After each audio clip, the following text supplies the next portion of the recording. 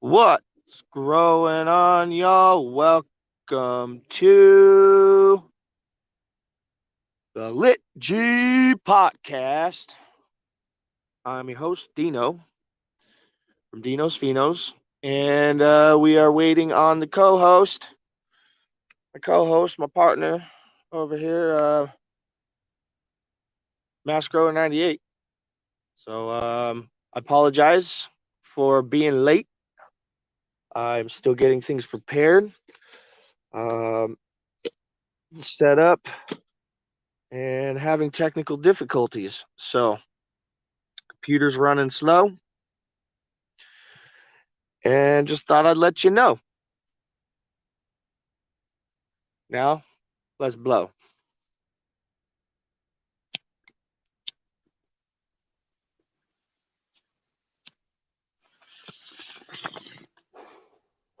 So, like I said, waiting for Mass Grower to pop up here.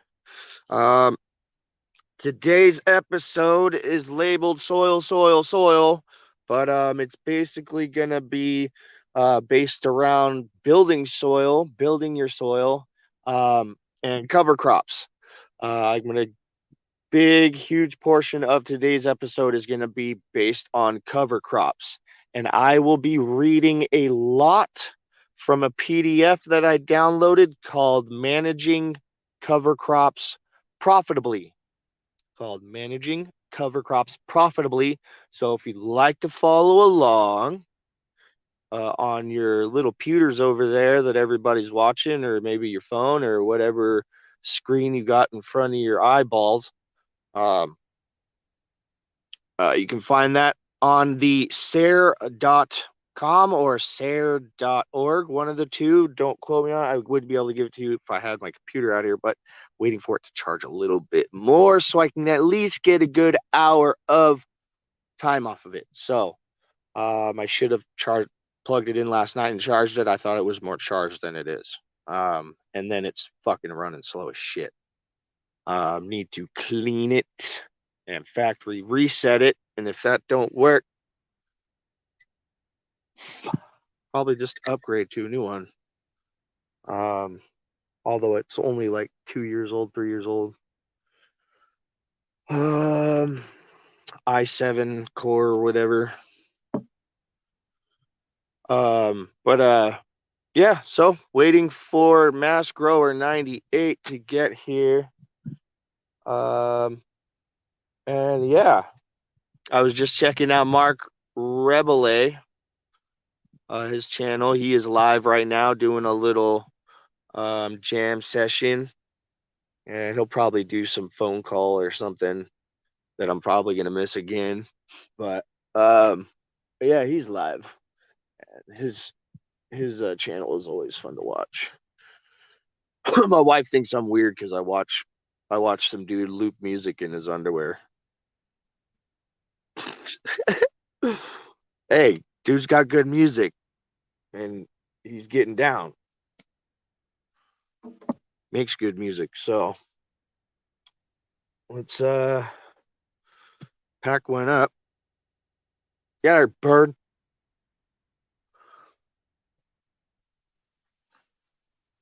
Oh, let me see real quick, like.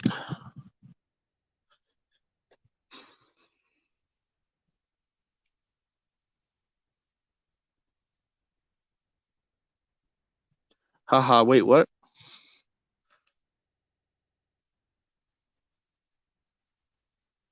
What's up, Tandoori?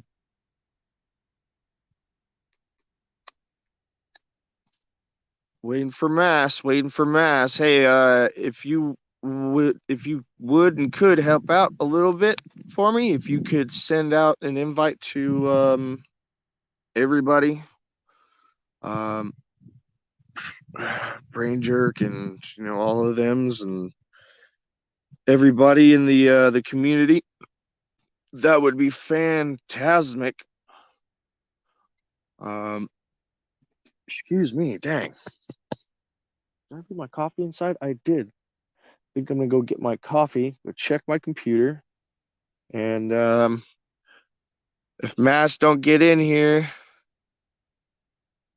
Yeah, bro. Mark Rebele, dude is lit. Dude is he's a looper. He does loop music, so he like uses a keyboard and a drum pad and stuff like that. And he makes his own beats and stuff live. He does it like right there on the spot, and um, most of the time, half the time he's in his chonies. The other half of the time he's in a robe. But he's pretty funny too. The content that he comes up with.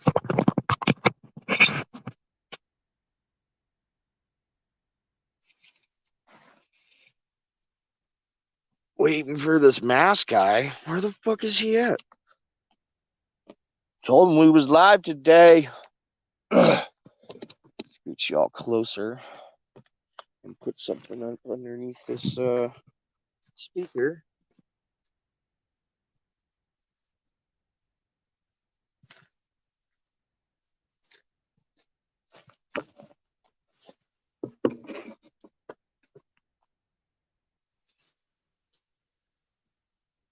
All right, I'll be right back, y'all. I'm gonna go check my computer and grab my coffee.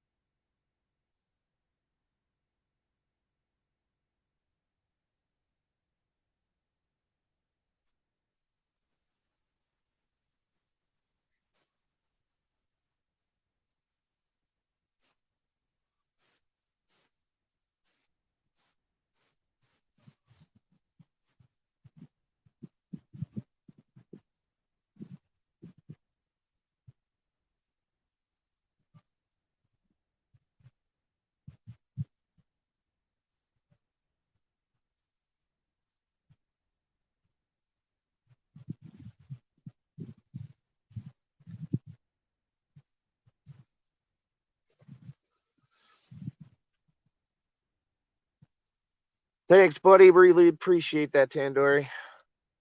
Thanks for coming by and tuning in. Put my coffee down. Be right back. I want to share this with you real quick. I'm gonna read some stuff from this too. Teaming with Microbes. If you guys haven't heard of this book or seen this book, it's a really, really, really good book. Very, very informational and great for beginners. for anybody really at any level. It's a great read, so check it out. I actually found this in a pile of boxes next to a dumpster that was not the dumpster, but the boxes were full of like um, computer programming and computer scripting and computer language books and shit like that. And this is one of the books that was in there with it, floating around on the top. My wife grabbed it and it's like, "Hey, look, teaming with microbes." I was like, "Dude, grab that." And this is as you can see, the revised edition. This is from 2010, I believe. Let me see. Printed in,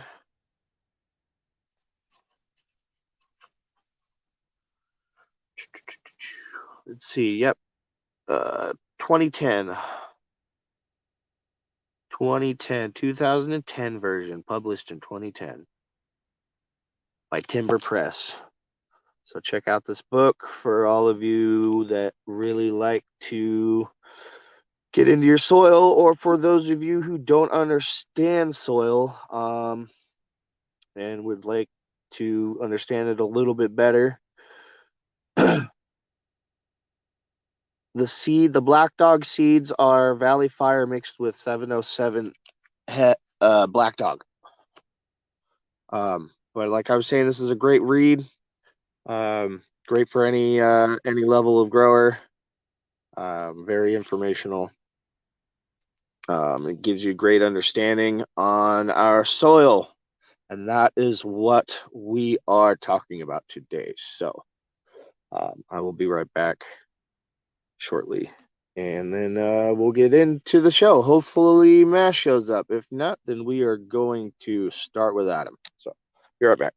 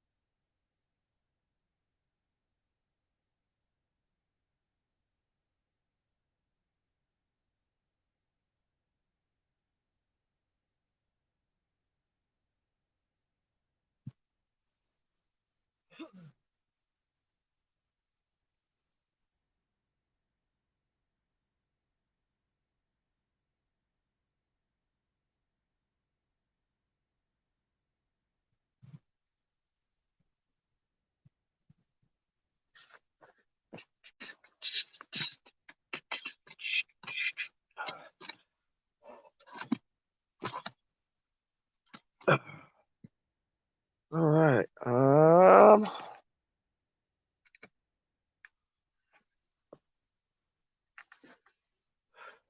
Well, roll it up, pack it up.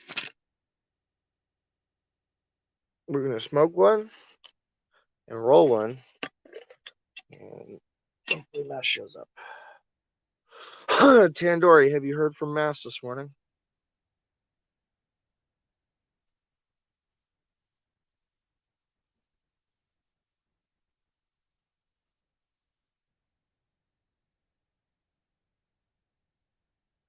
Oh, balls. Oh, okay.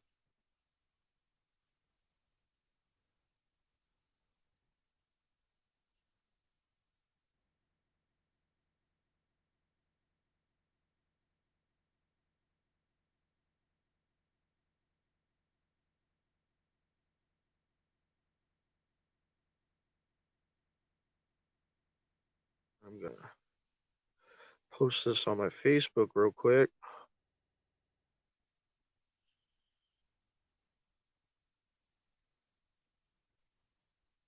See if I can get some people from Facebook to show up.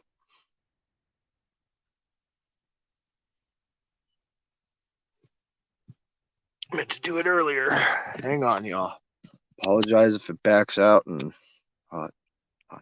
be right back.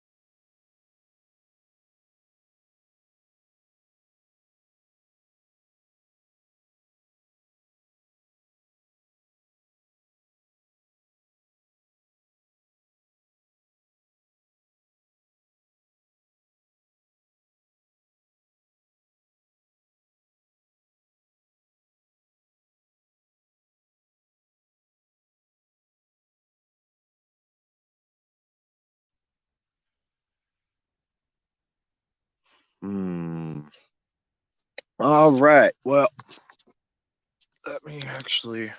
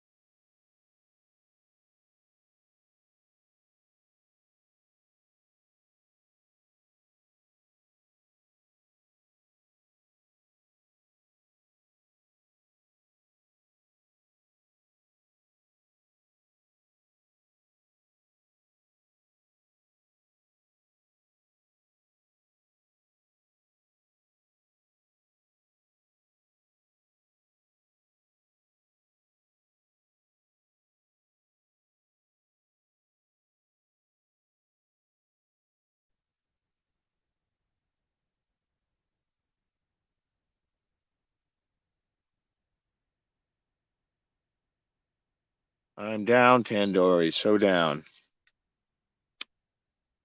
Where is Mass?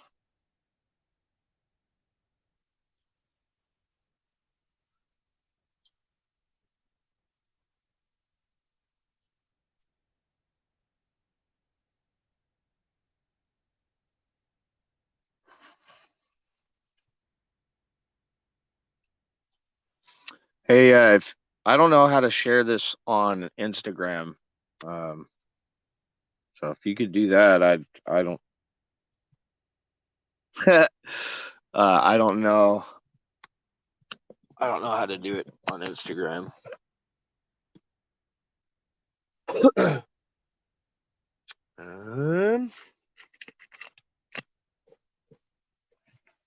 So let's smoke.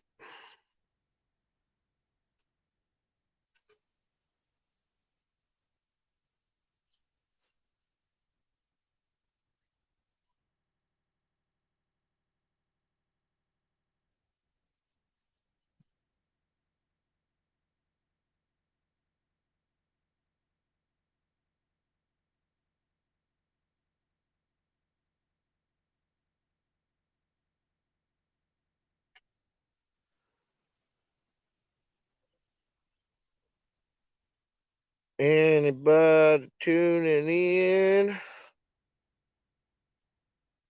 We are waiting for MassGrower98, my co-host. He knows about today's episode, but I don't know where he is.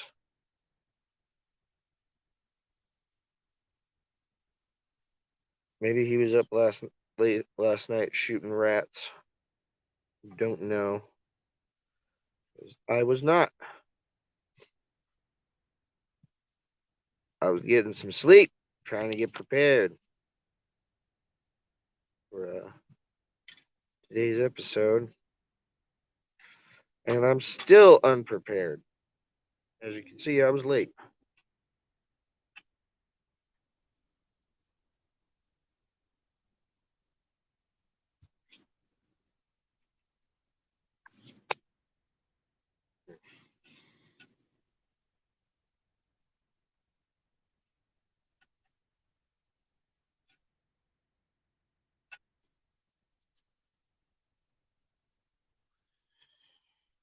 MassGrower98. This motherfucker is super late. He needs to get his ass here right now.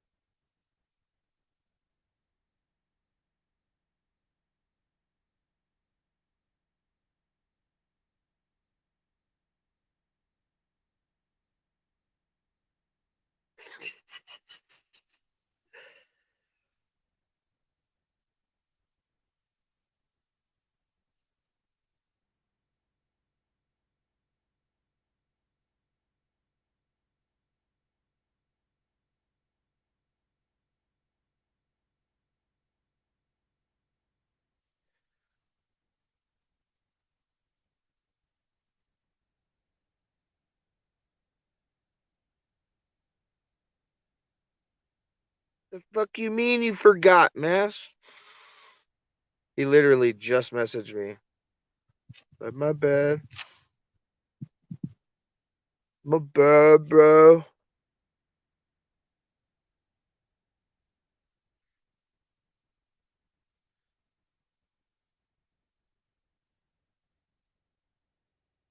I got a little bit left. Got a little bit left. Anything I want to share with you? Fuck no.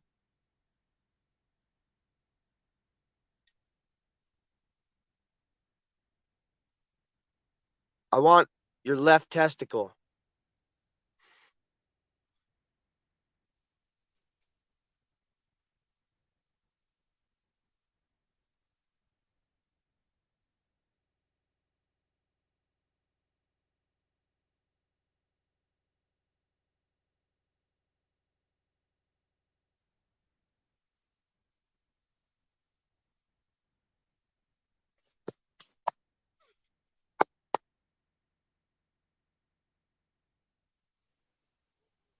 Yeah, nah, fuck that. I ain't got shit for you.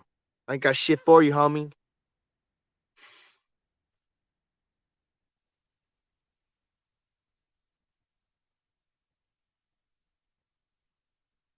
Yeah, I got some left. Got some left. Not very much, though.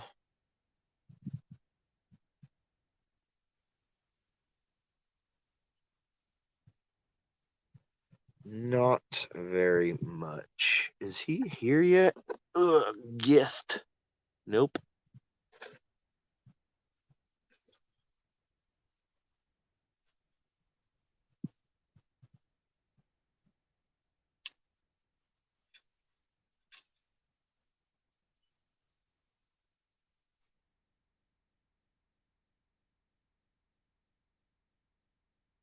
He must be getting coffee or something.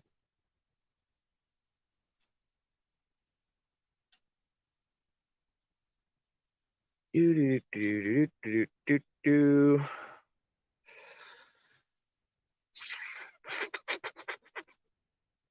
Man, we need to get some traction. Other people got shows going on right now, though.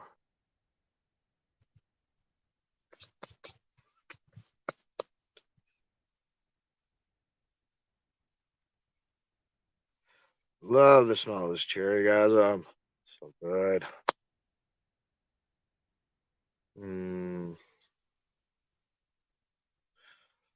Just want to stick it up my nose and smell that all day.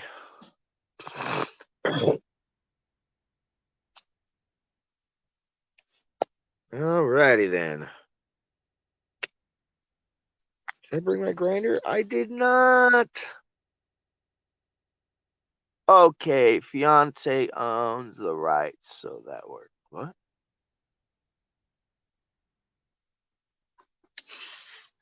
Talking about your testicles?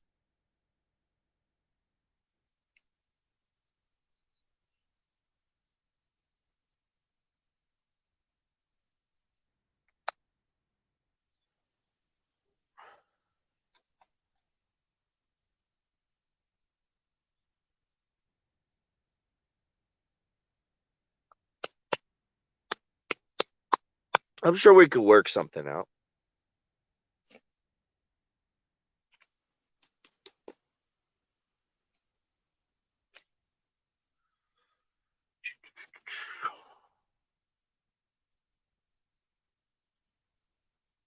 There. Oh, I dropped my weed. There we go.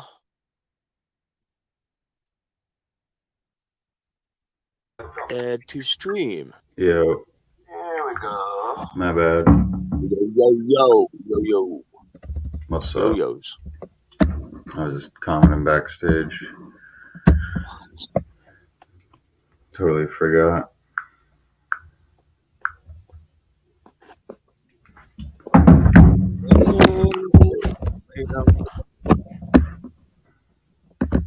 That better? Yeah. That layout better? You guys like that view better? Or you guys like the close-up one? No, that one's probably better.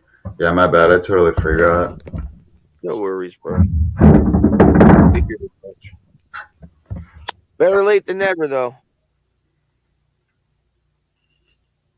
I was late. I was late anyways, because having technical difficulties, and then I didn't have shit quite together. I thought I got up in time to be able to get everything together and put some more material together. But it comes to find out, all the shit I've been reading is like, it's the materials already written down for me. So I'm just gonna read from the PDF that I downloaded. Read a lot from that and talk about that stuff because there's a lot of good information. Your screen's frozen, by the way, right now. No lie. Let me see what's going on. Whoa, what?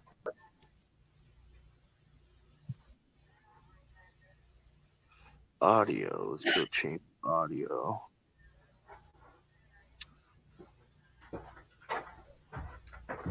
Okay, can y'all hear me? Mic check 1 2. You can hear you fine. Your screen's just frozen. You might want to back out and join back in. Mm.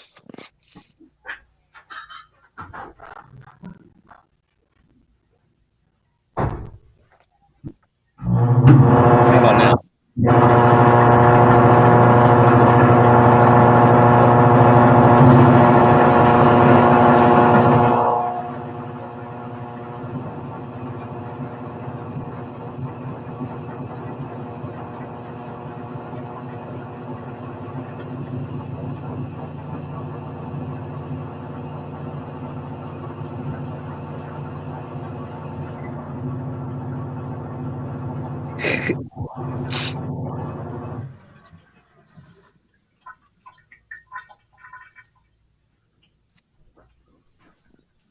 Oh, shit.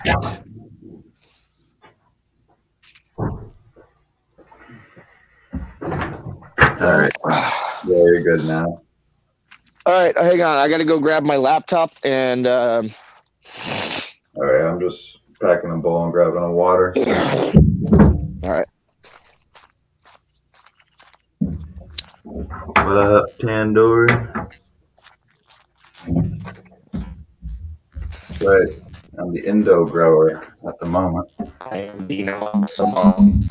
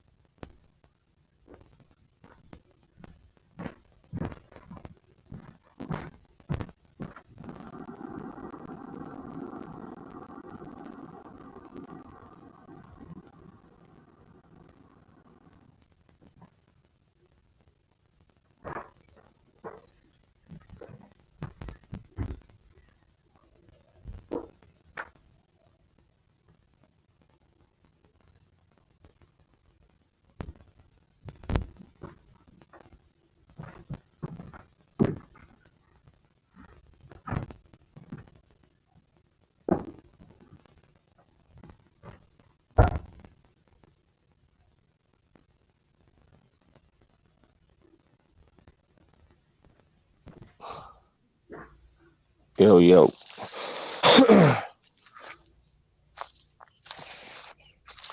Grab one more thing. Pack a bow.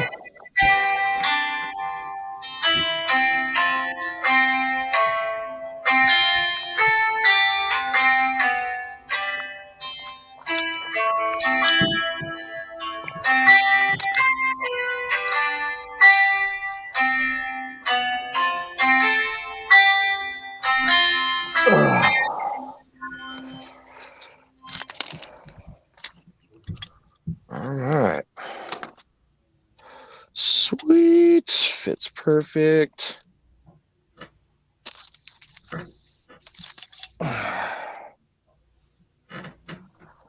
All right.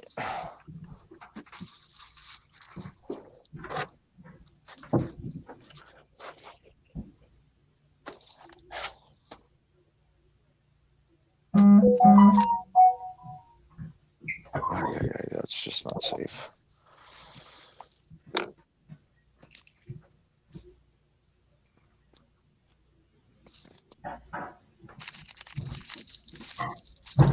All this stuff over here.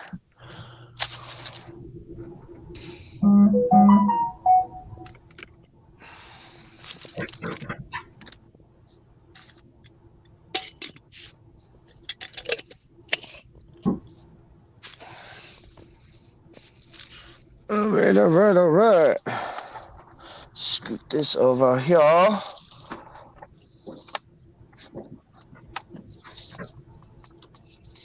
well, that's not gonna fucking help me.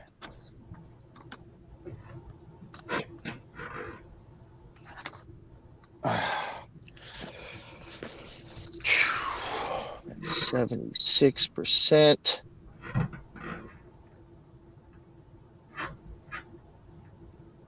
Should be plenty of time. What is going on here?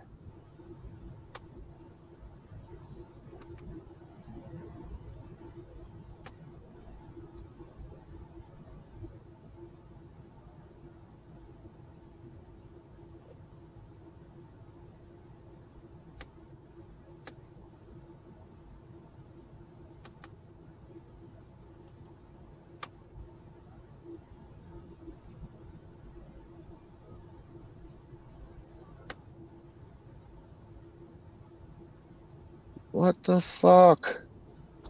Bro. So this is the technical difficulty I'm talking about. I have everything set up and ready to go, and then my fucking computer wants to do dumb shit. Like freeze. What are you doing? Come on, man.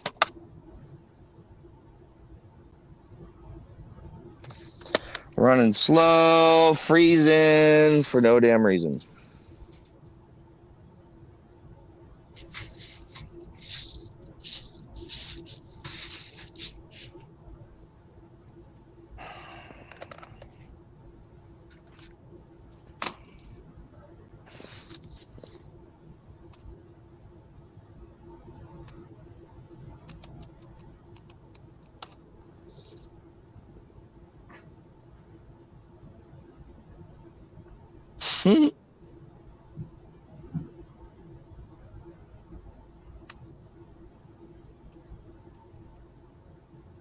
Oh, wow, dude. Are you serious right now?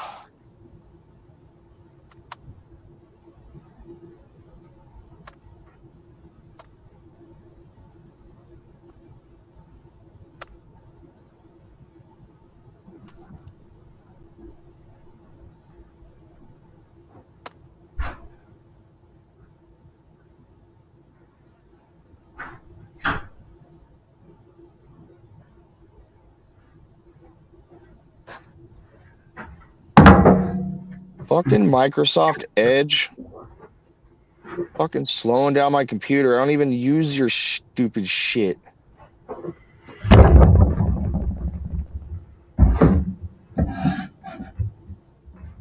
Fucking seriously, dude? Why is this open? Fucking Origin? Excuse me.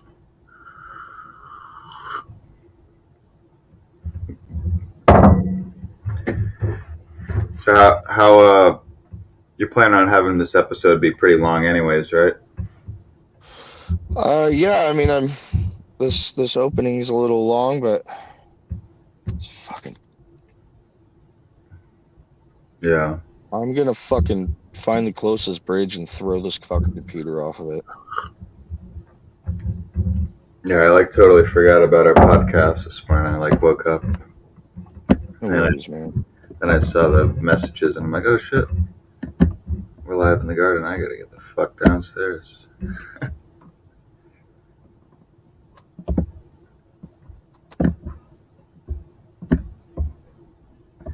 Yeah, I found this fucking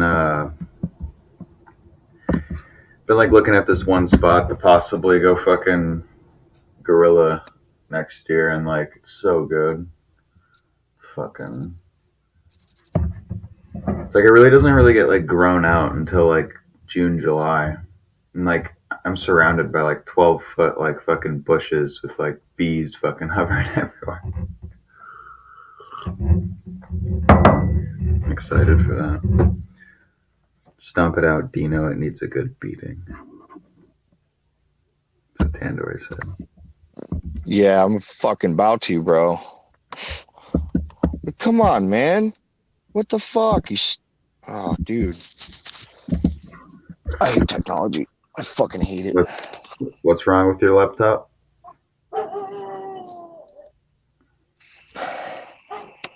What's the situation at hand? I'm supposed to be using this PDF to read from for cover crops and for cover crop and shit, and my computer's being stupid. Can you just use your phone or? No, because it closes out the window. Yeah. And then fucking opening it up in Microsoft Edge. I don't even fucking use Microsoft Edge. Yeah, fucking technology, man. I'm just trying to buy my seeds, but it's like a fucking procedure on this Bitcoin shit. Like $350 floating. Now I'm about to go punch my dog in the fucking head if you don't quit barking.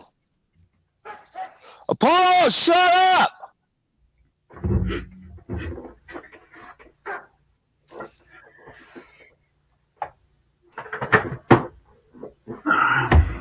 Shut the fuck up, Apollo. Dude. Fucking Microsoft Edge. You just fucked up my whole show, bro.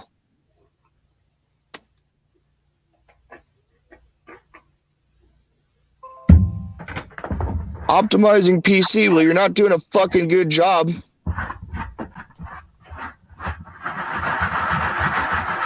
Fucking tell you what.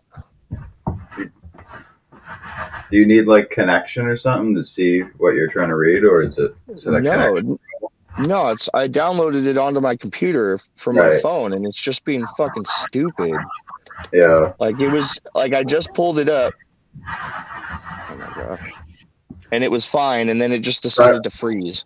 Try just restarting your fucking laptop on and off. Maybe that'll work. I don't know.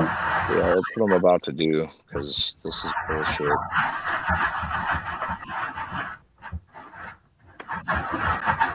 Now this is gonna take another fucking hour. Nah, it should start right up once you turn it off.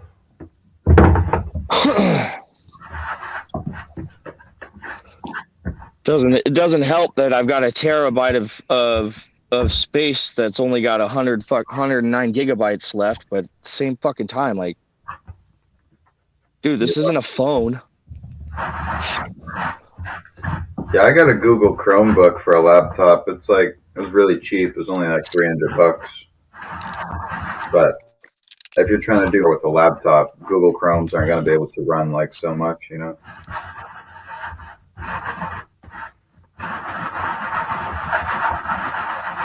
If my phone is faster than this computer, dude, then that fucking tells you something about technology and people making it.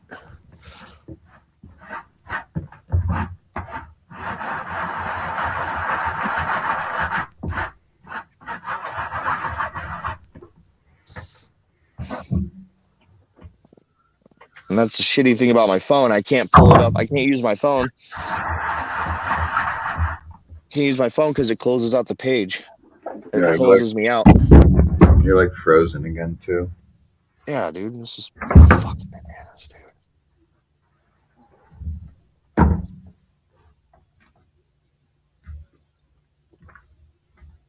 I still frozen? You turned your screen off for a sec, but yeah, it's still frozen. Fucking way. Oh, yeah, there you go. Looks like you're good now. You good?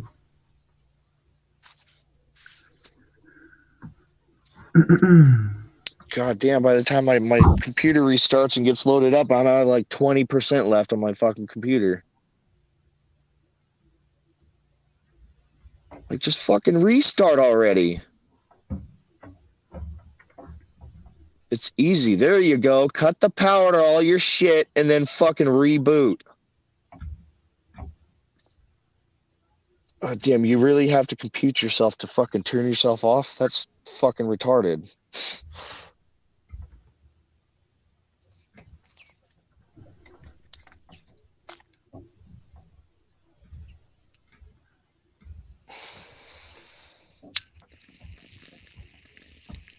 Yeah, dude, I really honestly, I mean, it could just be like a fucking no-till indoor setup, you know? But the thing is about that, it's like I want to have a lot of space for my worms and shit, you know?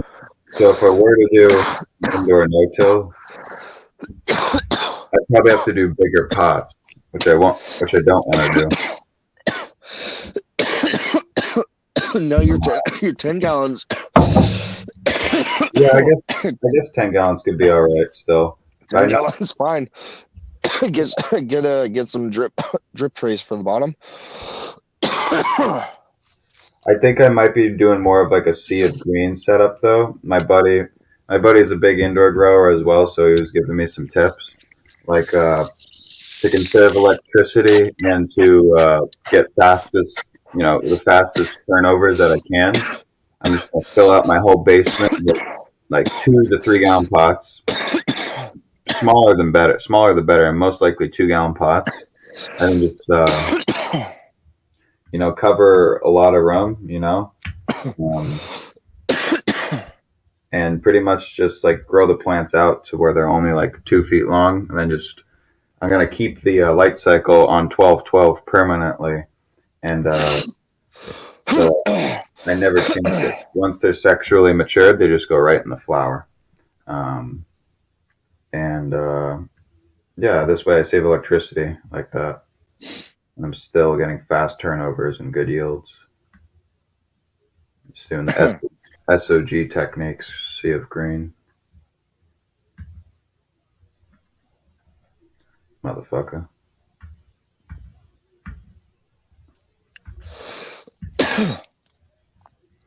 Shows that you're frozen again, unfortunately. Dude. I don't know what's going on this morning. Yeah, dude. I don't know what's going on either. Try like just leaving the studio and joining back.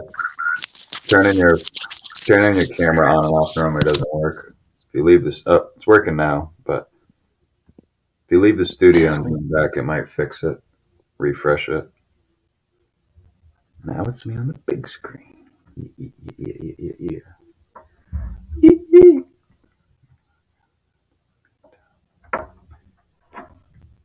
Yeah, even if we're not, yeah, we should just get right onto it. Even if he can't get his shit loaded on his laptop, we should just start talking about shit. Oh shit. There you go. Yeah, your picture's coming in way better too. Before it was pixelated and it was just glitched out, so everything was blurry. Now it's actually good. It just needed to be refreshed. That's it. Sometimes if it's slow like that, you just got to leave the studio and join back, and it refreshes everything for you. Now you good, brother.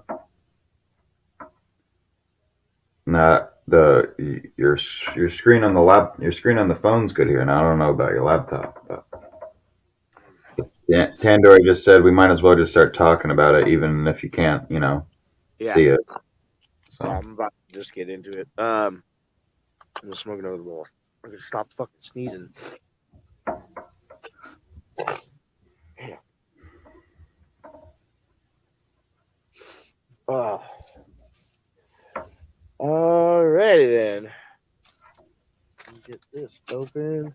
yeah, this is. I mean, like, obviously, it's not a good thing that don't have my plants outside, but like, it's kind of, this episode, and so the only thing I'm working on right now outside is my soil. It's kind of a good time to make this episode because all I really have to focus on outside is my fucking soil. So we definitely can go out there and I can show everyone like my process of, building my soil back in the cover crop and starting from square one. Not that you're supposed to be doing that this time of year. You're supposed to have 12 big, beautiful plants, but it's what it is. Well, this month is August is the time to start your winter or your fall cover crop, your fall winter cover crop. Right. So you're gonna want to start your like rye grasses and some certain legumes, and some like cold winter crops like radishes and stuff like that are used as cover crops. Right. To start getting it ready.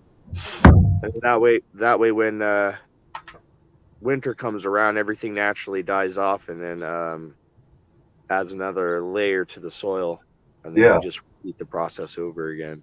yeah, in the springtime when it warms back up again. Yep. And yeah, even if um, even if stuff dies in the soil, like the soil life is all teaming up together and decaying and eating each other, so it's not like things have to be alive all the time, right? You know. Yeah. So yeah, right now is a good time to start sequestering, start planting your fall and winter cover crops, start sequestering that nitrogen and building that next layer Right. uh, for your next crop rotation, whether it be your medicine, herbs, or food. Yeah. Yeah. I always used to think like, yeah, the second winter time came around, like all my microbial life is gonna die, and fuck, what am I gonna do?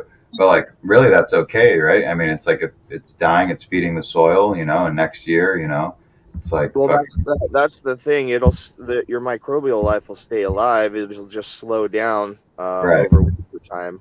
Okay. But if your Not so soil's not so not all exposed, of it dies. if you're the cover crop's going to cover it and keep it all alive. But if it's exposed, then Right. yeah, the ground's gonna, if it gets super cold, and the ground's gonna freeze and kill everything. Right. Right. Okay. But the cover crop is the purpose to keep, the microbial life alive in there. All right. Yeah. Yep. But either way, I mean, like, The regardless, I soil's mean, alive, the plants will but thrive. either way, cover crop or not, though, like, when it gets like negative fucking, when it gets really cold and my whole fucking pot is like an ice cube, I mean, those microbes in there are still alive. Yeah. Yeah, they're Wow. just really slow.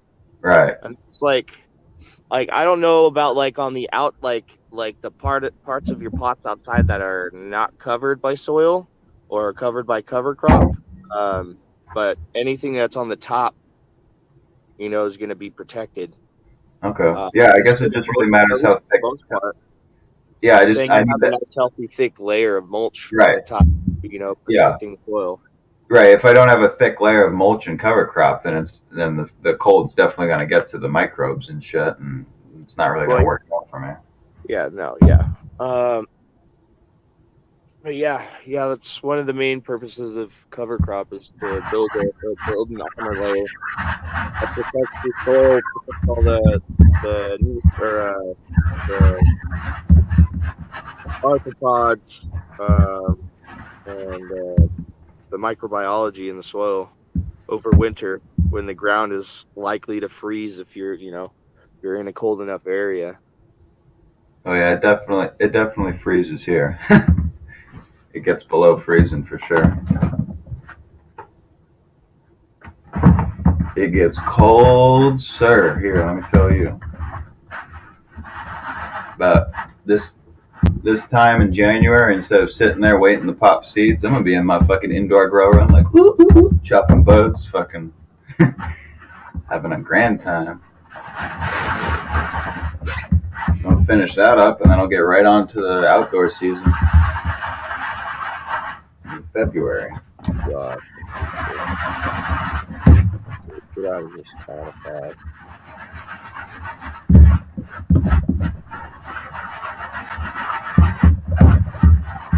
I gotta sit here and wait for my computer to fucking load up everything it's got to load up before I open up anything. Otherwise, it's gonna slow it down.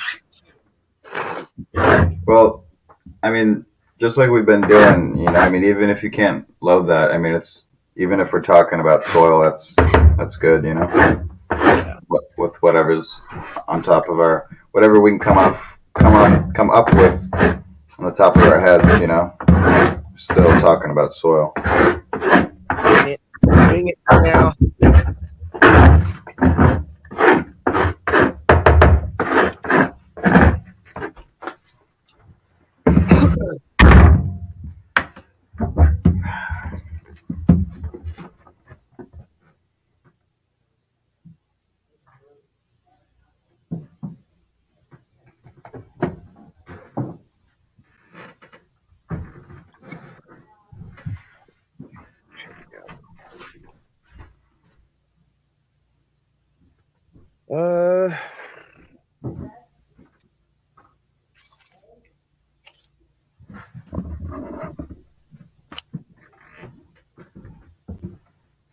Cheers, Joe. Cheers. About to spark one up with you, my friend.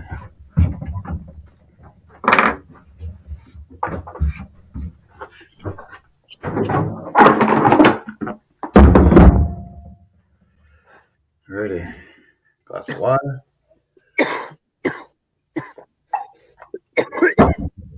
Bong ripper.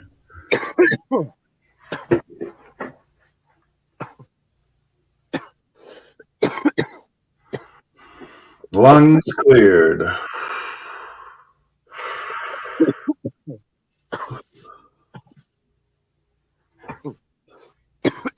It's just crazy. You can just like chill underneath your plants like it's a fort. It's a fucking fort, dude. Yeah, it's like the main. It's one of the. This is a part of the season that I look forward to. Yeah, same here. It's like, well, I did. Like, that's why I just love seeing big plants. And that's why I was a little bit disappointed in the beginning of the season, to like knowing I started my plants in January, and they were like really, not that much bigger from last year. So, I want to get some monsters next year.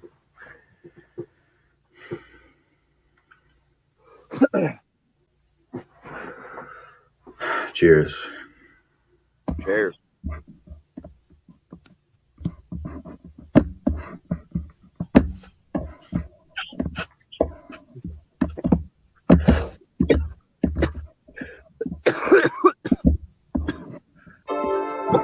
So my favorite thing about cannabis growers is how they do such amazing type selection. Standing here looking at Purgatory, such an amazing strain.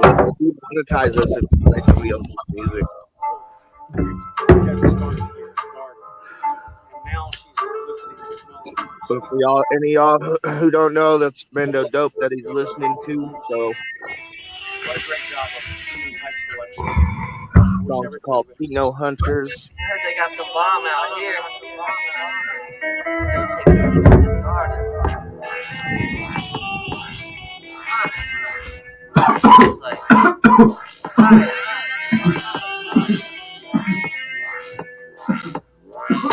The Pheno Hunters.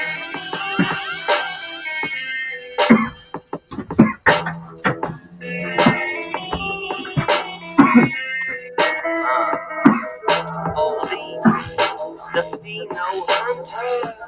Wake up on this rain, he's looking for a flame. Yo, I am the Pheno Hunter, up in the ganja zone. Started from seed, I find a keeper. And then I cut a clone. I find a keeper and I spray my silver.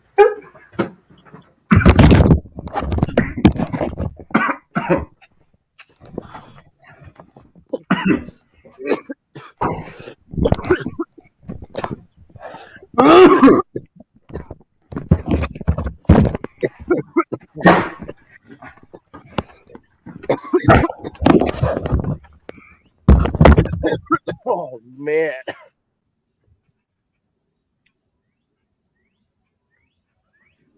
Safe to say that these girls are getting thirsty.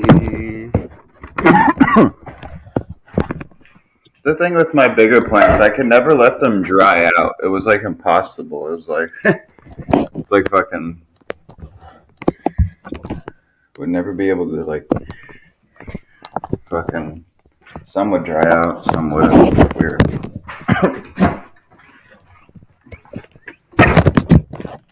Here's my branch I'm upon it.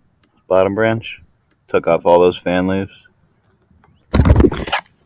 So the silver inoculates into the hairs faster. Damn, what the fuck happened? She's thirsty. Is there a way I can open this up without it opening up in the internet? Fucking water these girls. Open with.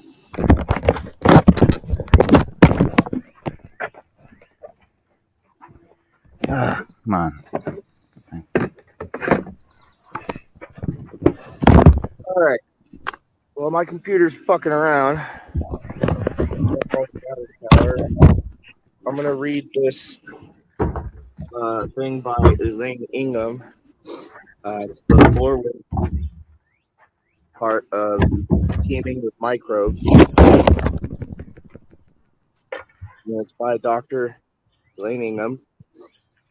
It starts off with a quote.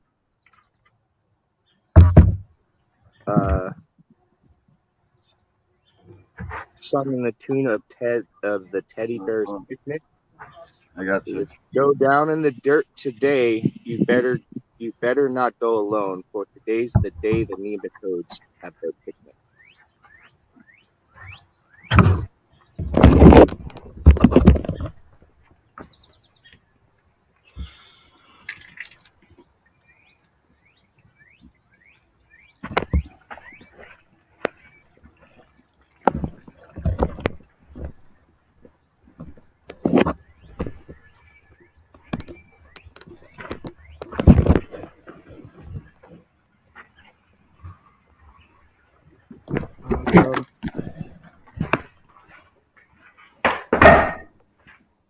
I don't have any issues with Chrome.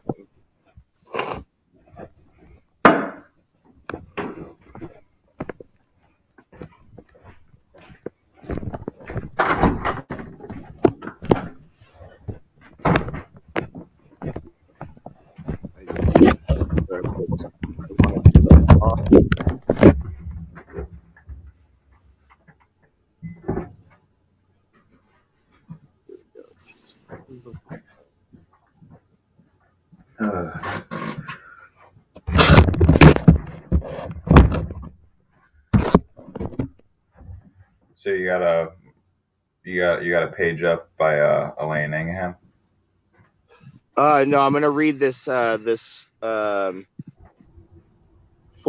It's the forward part of the book, so it's like the opening of this book. It's not the preface. So it's like a little excerpt or something by Nice. Dr. Elaine Ingham. Yeah.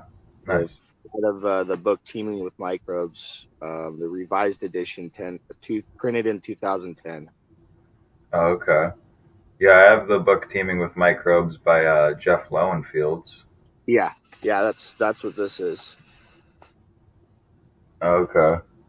This is the 2010 edition. Well, yeah, the cover of mine's a little different, but I'm sure obviously they go into the same stuff, you know. Yeah. Well, let me go get mine just to show.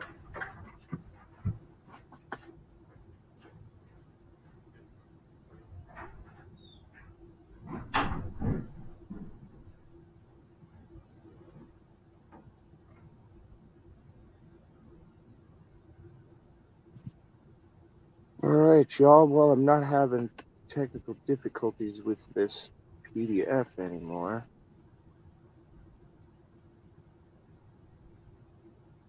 So, I'm going to read this forward by Dr. Elaine Ingham.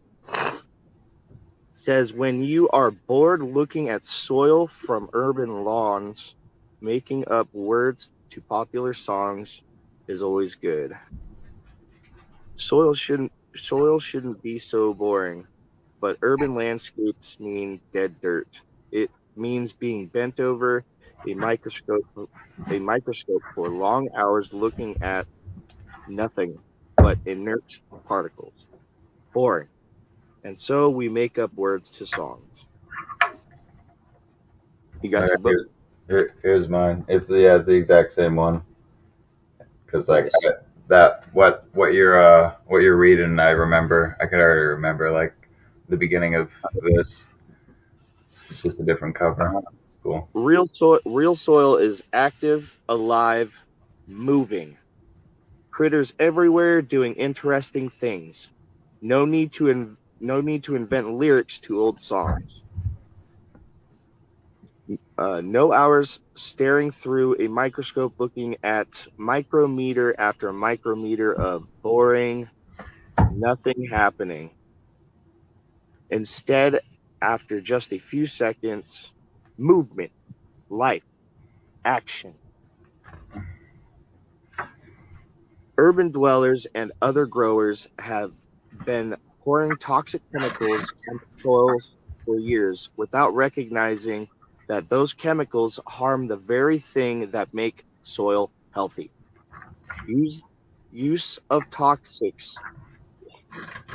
to any extent creates a habitat for the mafia of the soil, an urban war zone by killing off the normal flora and fauna that complete that compete with the bad guys and keep them under control. Recent work strongly indicates that toxic chemicals destroy water quality, soil health, and nutritional content of your food of loss, because of loss. Eventually, the beneficials in the soil. If toxic materials, if toxic material was applied only once in your life, the bad situation we have today would not have developed. But typically, with that first application, thousands of organisms that were beneficial to your plants were killed. A few bad guys were killed as well, but good guys are gone, and they don't come back as fast as the bad guys. Think about your neighborhood. Who would come back who would come back faster if your neighborhood was turned into a chemical war zone? Opportunistic marauders and looters. That's who comes back in after disturbances. In the human world, we send the National Guard to hold the line against criminals. But in soil, the levels of inorganic fertilizer being used or the constant applications of toxic pesticide sprayed mean the National Guard of the soil has been killed too.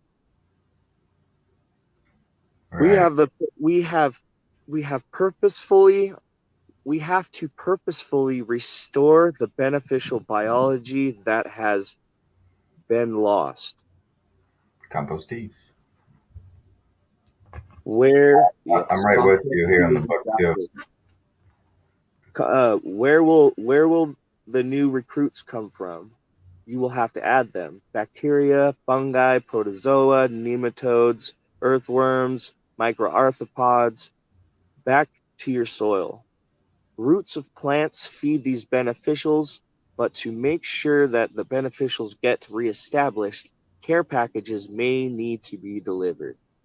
Soil Food Web Inc. helps people rapidly reestablish the biology that creates the foothold for health to come back into these systems.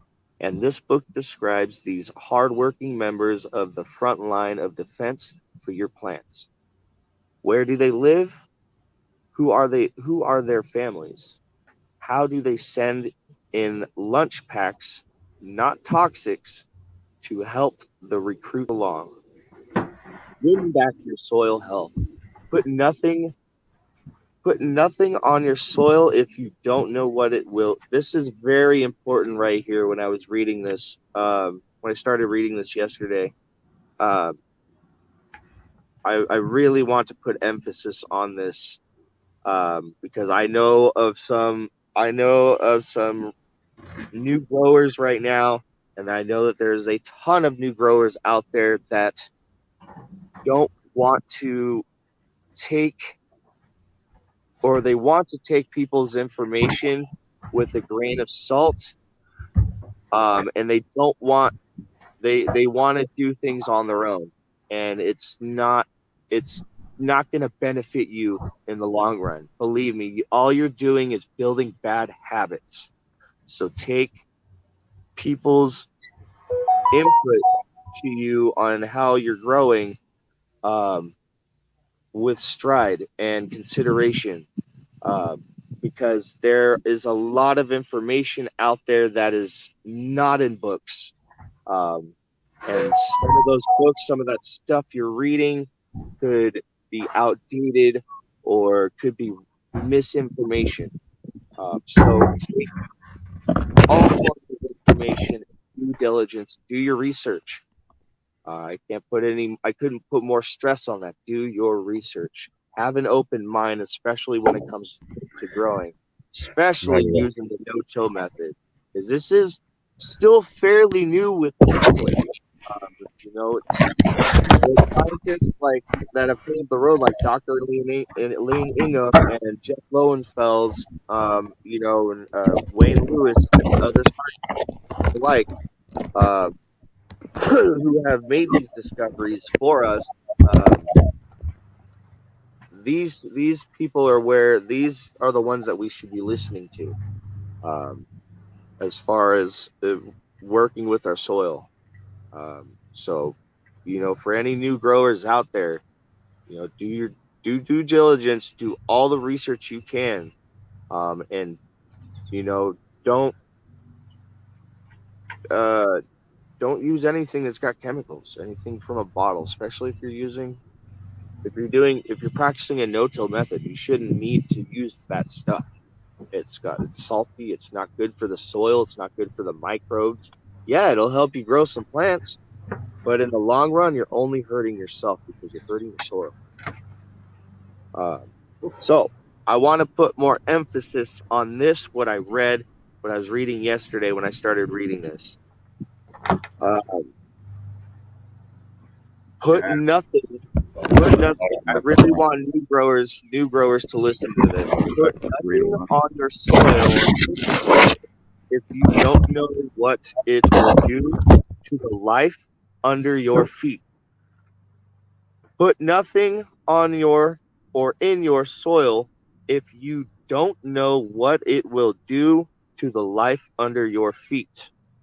If there is no information about how something impacts the life of your soil, or if the material has never been tested to determine what it does to the organisms in your soil, don't use the material. It is right here in what's the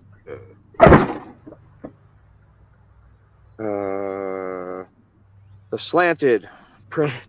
Can't remember. It's right here. Don't use the material.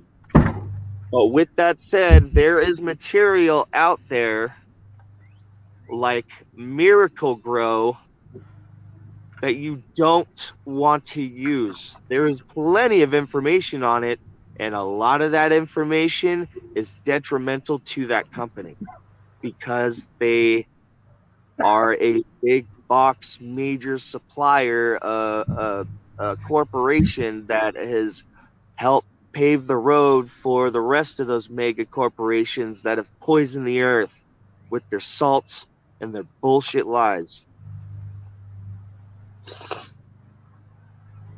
So I didn't get too into that, but I want to put emphasis on that. There's, you know, there are companies out there that have product that is promised. Oh, it's promising good product. No, it's not. If you do diligence and do your research, like I keep saying, you will find the exact opposite to what those companies claim. Like, you don't want to be buying your soil from Home Depot. You want to buy your soil if you're gonna be starting a fresh garden, starting a fresh bed, or starting a fresh spot for your cannabis or whatever, your no-till system. Go with the local farmer. Go do research. Search for somebody that knows where their product is coming from and it's not coming from a dump. Make sure it's not coming from a dump, and you know, make sure that they know where their product is coming from, and talk to their local suppliers, your local compost makers, soil makers, about their soil. And if they give you anything of any type of hint of anything might come from a dump or anything like that, don't use the soil. Don't use the soil because they grind up all kinds of shit in there. Uh, I only get my soil now from one guy out here in Southern California, and when I start new beds or when I'm adding new compost as well, I don't actually need compost get compost from him anymore. But his premix soil is really good, and he works with the soil biologist who adds inputs to the soil, and it makes it really, really good. uh, so yeah, don't like there are some things that you can start with from Home Depot, like the like some growers claim like to use the Kellogg's organic stuff, claims it's got added mycorrhiza and stuff like that. But honestly, I don't promote getting soil from those places because a lot of those big box companies, they have to meet requirements, FDA, all those requirements, government requirements to be able to sell their soil to the public because God forbid somebody gets E. coli or something from some compost that wasn't sanitized. And that's why I don't promote getting soil from these big box stores like Home Depot and stuff because their stuff is sanitized. They put it through a process that kills all the microbiology and all the bacteria in the soil, and then they're packaging it back up and then selling you dirt. Dirt is dead, soil's alive. So find a local farmer, find a local soil maker, local soil supplier that you can get by the yard, and you're gonna get a bigger amount of soil too for the price that you would pay um, at or a fraction of the price that you would pay at a big box store like Home Depot or something. So let's continue with this. So don't use the material. Put nothing on your soil if you don't know what it will do to the life under your feet. There's no information on it. You can't find it. Don't use the material. Very simple. That also goes along with inputs from other people. Do your research because everything that you want to grow begins in your soil. And if your soil's alive, your plants will thrive. Promise you this. The proof is in the pudding. Proof is in the pudding, you guys. Let's see. If you have already purchased the product, test it yourself. Toxics are sometimes necessary to roust out a particularly bad infestation or disease, but toxics should be used as a last resort. Last resort. Not as your first response to a wilting plant.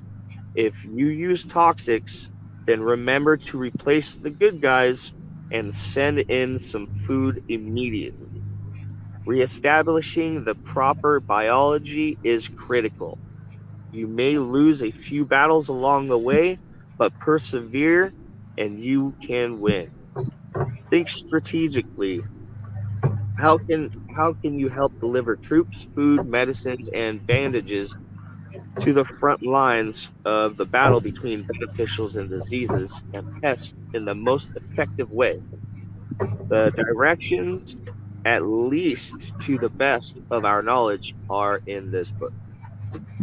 Most people have a great deal to learn when it comes to soil.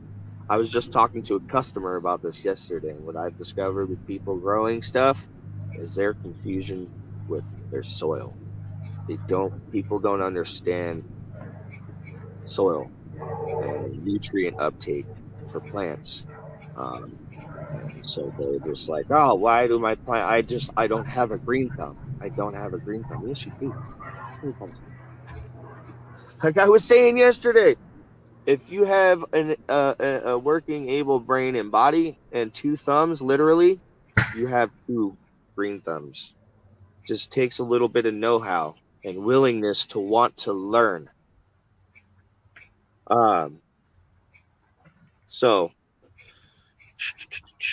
most people have a great deal to learn when it comes to soil. You need the information that Jeff and Wayne have put together.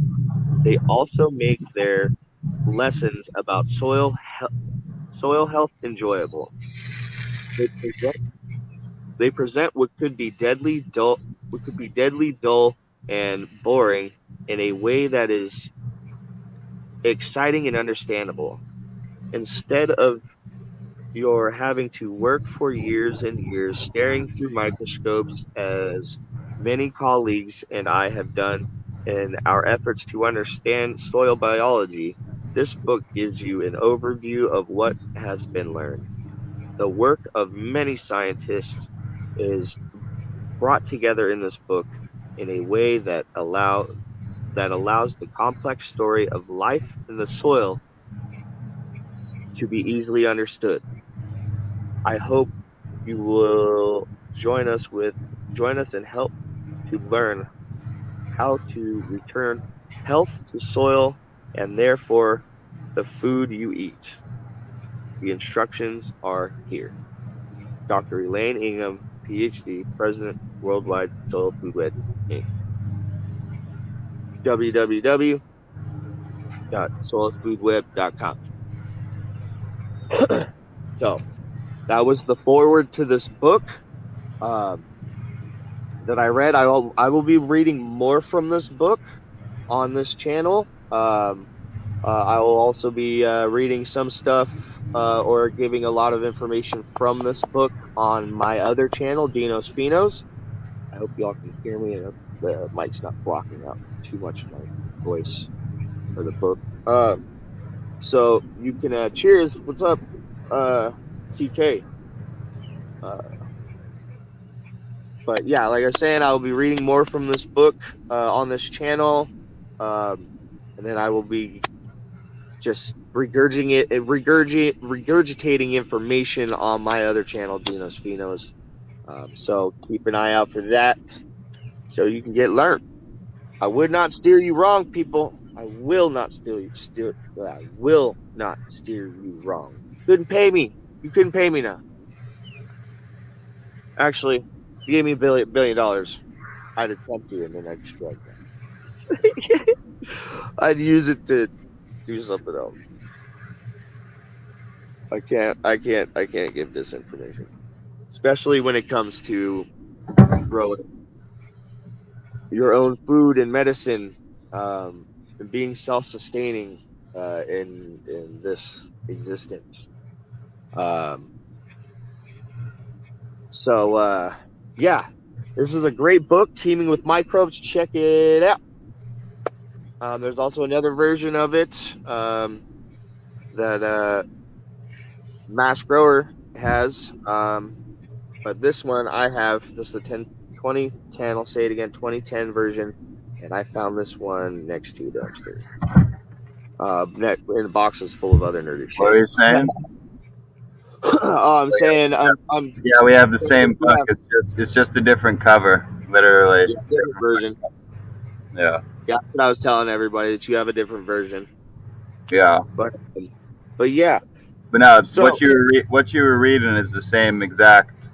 You know.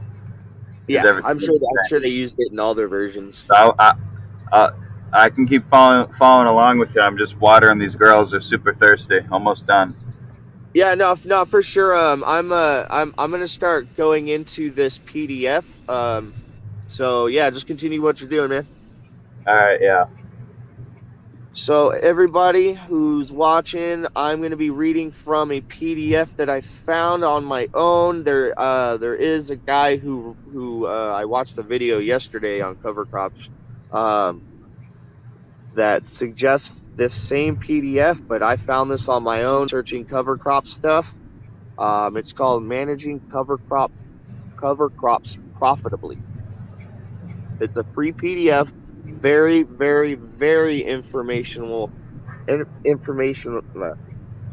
informational on cover crops. It has given me a better understanding of cover crops in the past 2 weeks that I've been going over cover crops, um, or even in the past week that I've been reading this PDF. Uh, than I've gained in the past few years that I've been using cover crops. If that makes sense. I didn't really I didn't really understand. I didn't really understand the extent of cover crops. I mean, I got the gist of it, but I knew there was more to it. I was just kind of jumping into advanced shit when I first started growing, and uh, things made sense. I didn't put more work into it, but I have gotten a better understanding now of cover crops, and how they're used and how to use them and which cover crops do what, and why they're used for those purposes. This PDF is called Managing Cover Crops Profitably. This is the third edition. And so if you want to follow along, you can download it for free from the SARE website. It is from the SARE website. Let's see. Yeah, SARE, SARE, Sustainable Agriculture Research and Education. You can find it on their website. I don't remember if it's the .com or .org. I'm trying to see if there's something right here.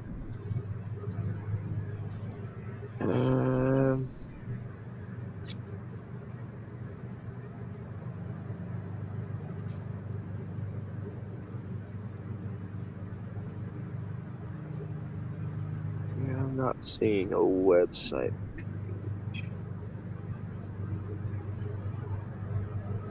Oh, yep. Yeah, it's a .org. So, yeah, SARE.org or info@SARE.org.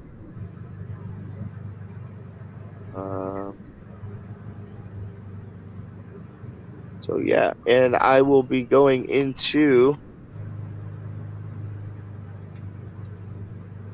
cover crops, and I really wanted to talk today about cover crops and the different types of cover crops and why we use them, and what they can be used for other than why we use them. Because there is a lot that I've learned, like I was saying, in the past week about the use of these cover crops. And that's really what I want to get into, because this is the base of building your soil. It really is. Other than the actual soil itself, and the compost, this cover crop is like the base of your. Actually, this cover crop could be the base of your soil. If you just want to start fresh on flat ground with the shitty clay or something that you might have to deal with, you can do that. That's the great thing with cover crops, because you're giving back to the earth and you're covering the earth with an armor. And then in turn, it's going to feed you healthier, more nutritious food, or medicine. So, cover crops.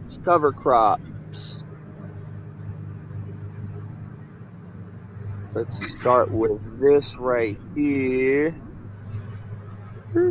Go back up. Nope, that's how to use this handbook. Benefits of cover crops. I just want to cover this real quick, okay? Cover crops can boost your profits the first year you plant them. They can improve your bottom line. They can improve your bottom line even more over the years as their soil improving effects accumulate. Other benefits other benefits reducing pollution, reducing pollution, erosion, and weed and insect pressure may be a result to quantify or may not appear in your financial statements. Identifying these benefits, however, can help you make sound long-term decisions for your whole farm.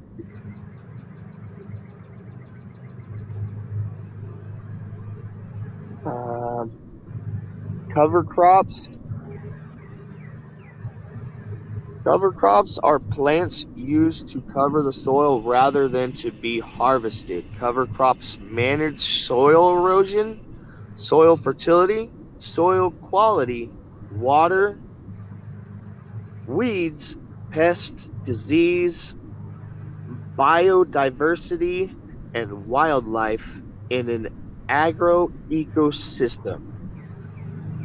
An agroecosystem, an ecological system managed and shaped by humans.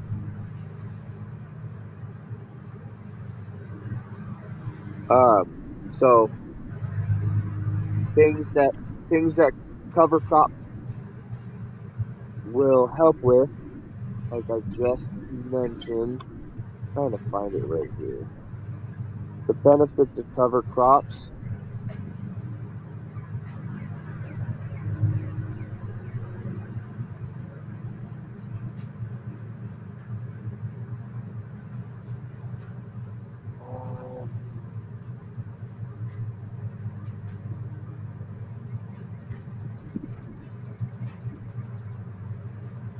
Benefits of cover crops reduce the need for herbicides, improve yields by enhancing soil health,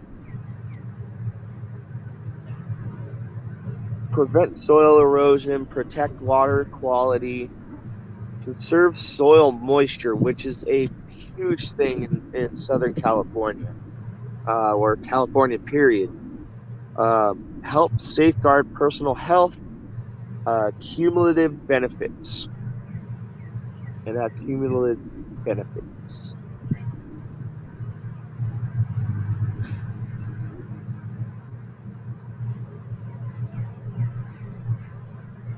So if you are downloading or looking at the PDF, you can go through all of that on your own. I will not get too much into that. It's pretty much self-explanatory.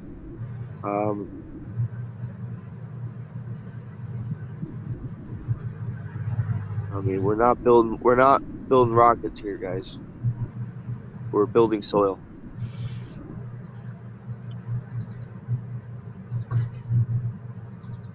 Okay, building soil fertility and tilth with cover crops.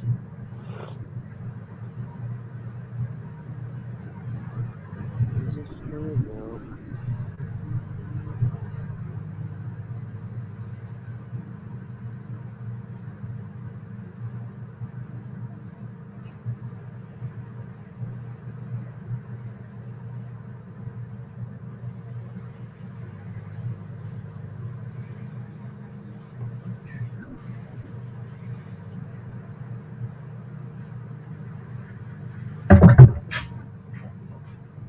I had all this stuff all lined up on my phone.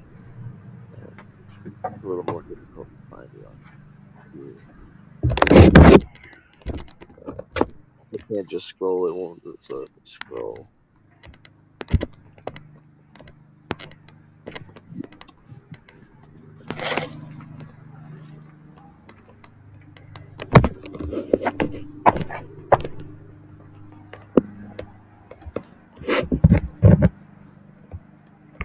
there's actually a lot of information we can go over in this in depth.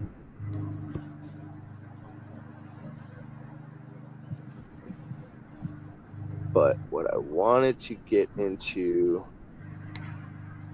I still have time on my computer.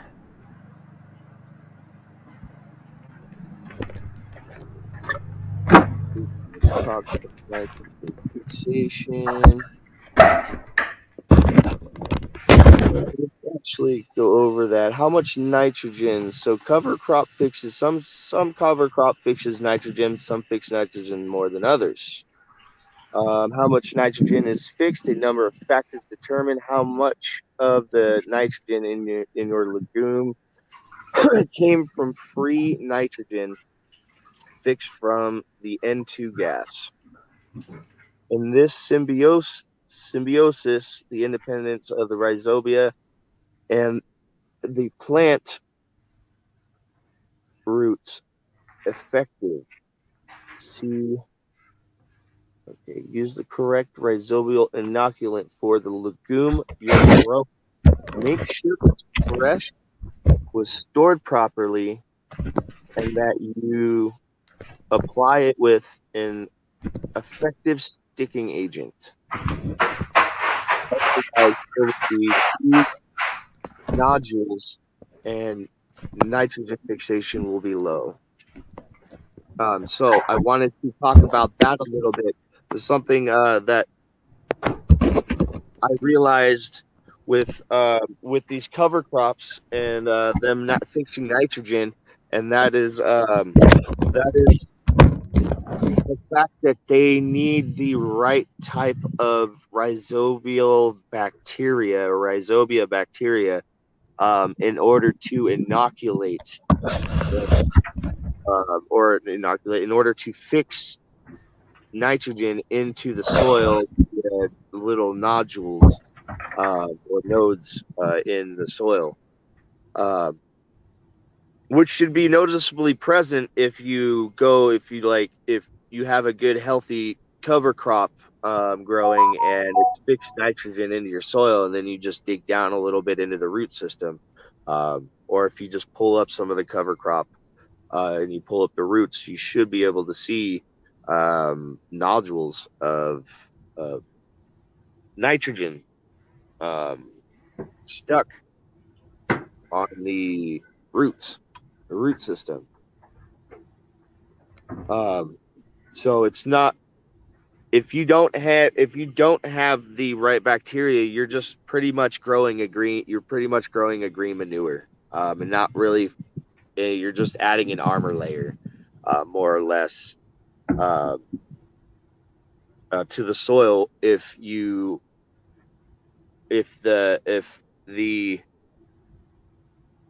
roots aren't inoculated with the right bacteria for those legumes so that it can fix the nitrogen.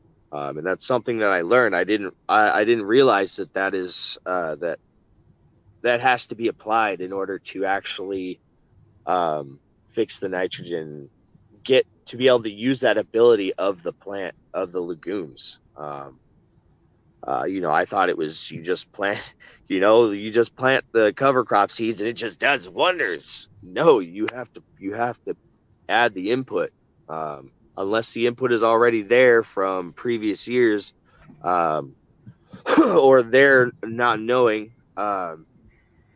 But you have to add those right bacterias to the legumes so that they can fix the nitrogen, and I think that's very interesting. Right. And then how the nitrogen is released, how much nitrogen will be soil really require, and how much N will soil really acquire from a legume cover crop. Let's take it from the point of the freshly killed annual legume, cut down in its prime and in mid bloom, and the management and climatic event following the death of that legume will will greatly affect the amount and timing of nitrogen release from the legume to the soil.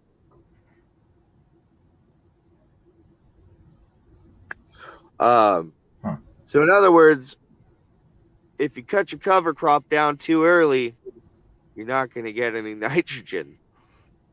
So don't cut it down too early. It's best to let it go to seed. Let it go to what? Let it go to seed. Just let it grow. Let it naturally die off. That's what I've been doing, and it seems to work great. Oh, okay. So Let it. you don't really like in the beginning, before you put your plants outside, you don't chop the cover crop like with This year I did, and then I left a portion like in the middle. I left a portion of it in the middle to protect the soil and to continue to fix nitrogen into the soil. And then on the outside of the bed, I green mulched everything and added a layer and then threw compost on top of it. But the inside, I left cover crop in there to protect the soil and to help retain the moisture and all the good stuff that cover crops do. Huh. Okay. And it works great. I still got some of this hairy fetch is still alive because it's been sitting here shaded out by the plants. Right.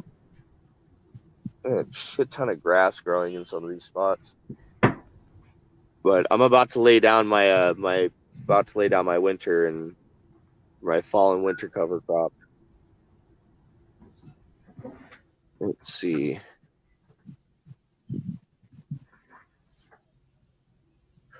Most soil bacteria will feast on the rapidly decomposed green manure such as annual legumes, which contain many simple sugars and proteins as energy sources. Okay, we'll go into that another time. I really wanted to get into certain cover crops, and that's what I'm looking for.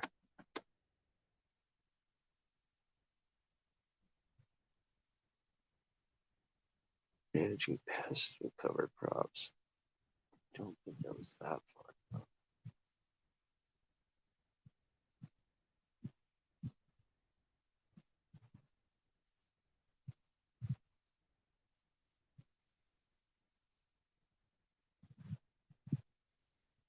Wow, okay.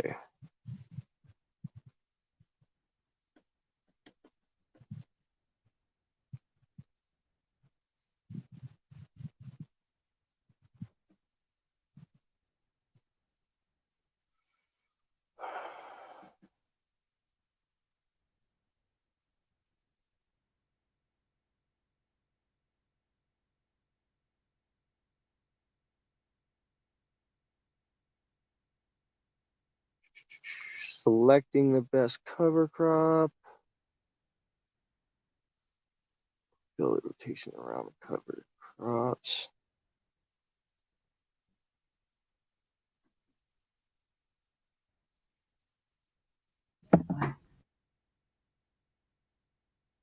Selecting the best cover crops for your farm. Cover crops provide many benefits, but they're not do-it-all wonder crops. To find a suitable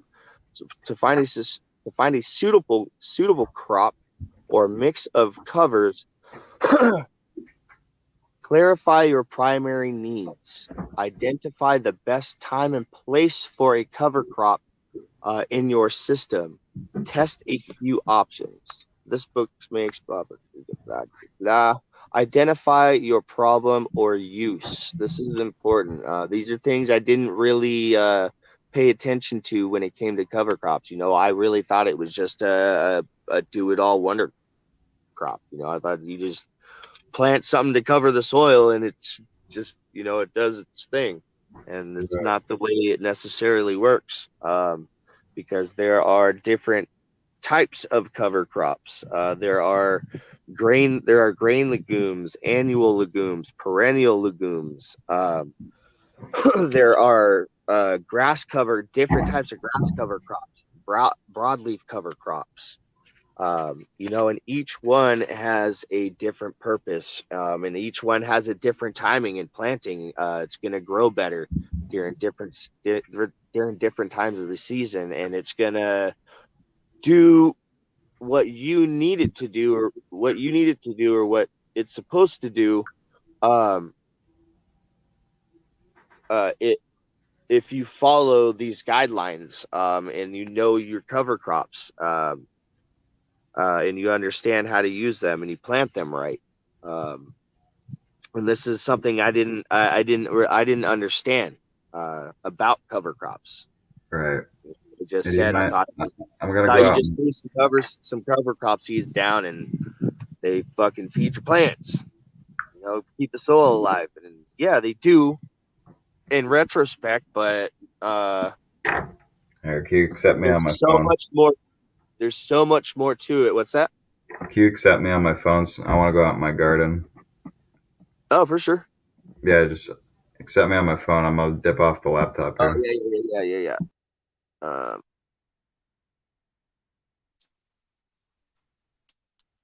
right, here we go. All right.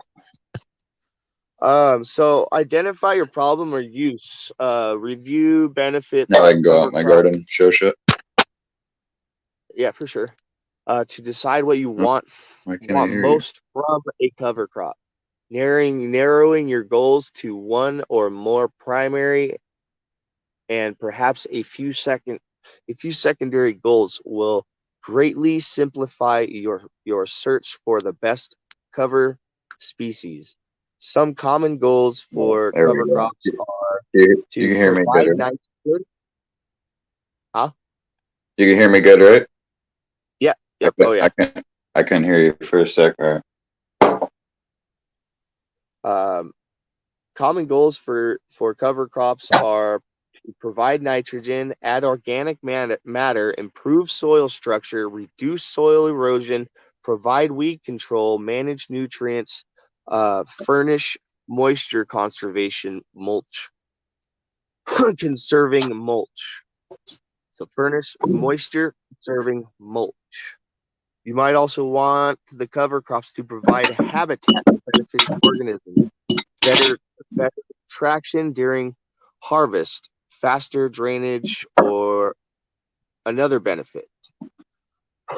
The plan, how and where to use cover crops. Try the following exercise. Look at your rotation, make a timeline of 18 to 36 monthly increments across a piece of paper for each field. Pencil in current or probable rotations showing when you typically seed crops and when you harvest them. If possible, add other key information such as rainfall, frost-free periods, and times of heavy labor or equipment demand. Look for open periods in each field that correspond to good conditions for cover crop establishment. Underutilized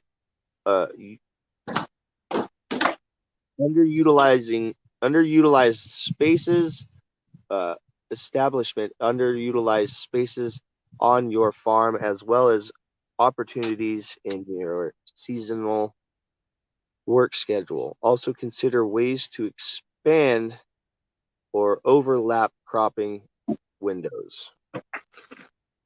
Here are examples of common niche in some systems and some tips. Winter fallow niche. You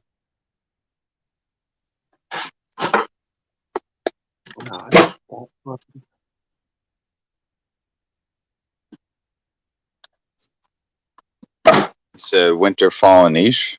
That's a cover crop. In many regions, seed winter crops at least 6 weeks before a hard frost. Winter cereals, especially rye, are an exception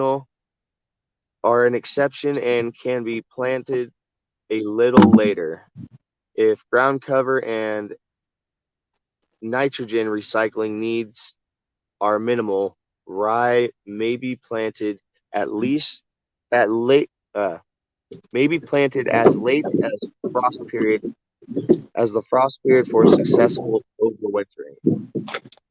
You might need to cover right after harvesting a summer crop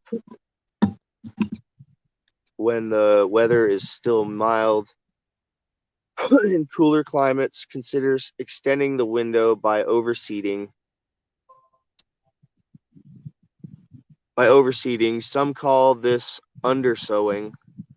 A shade-tolerant cover before cash crop harvest.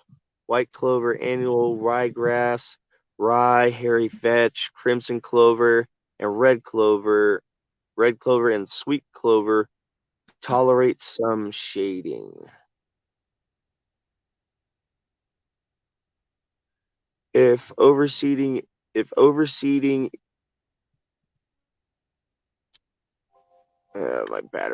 my fucking computer's about to die. It sucks.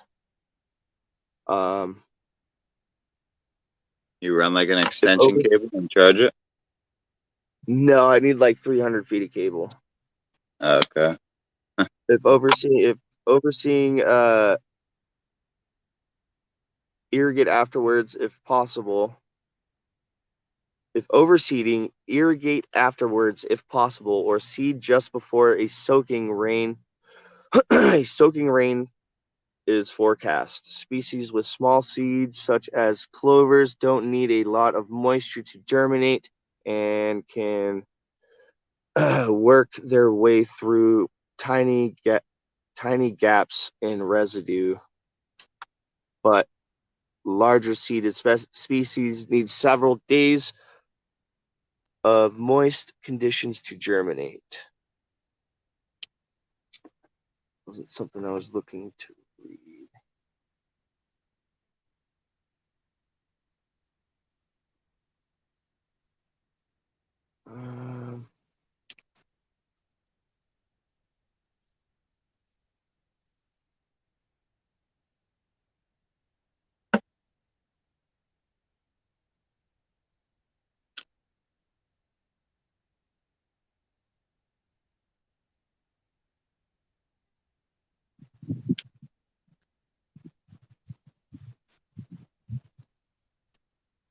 Managing pests with cover crops? No.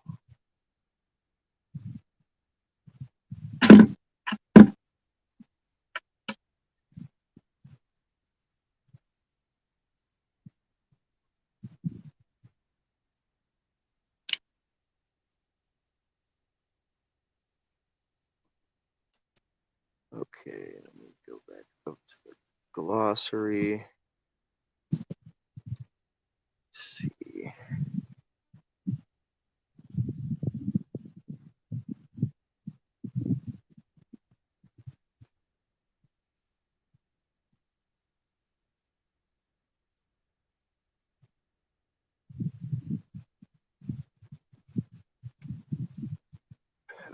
Cover crops.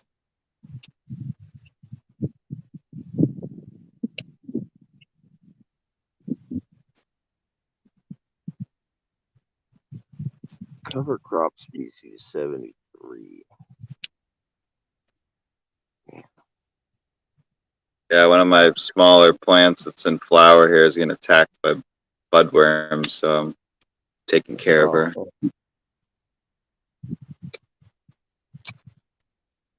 Not that that has much to do with soil, but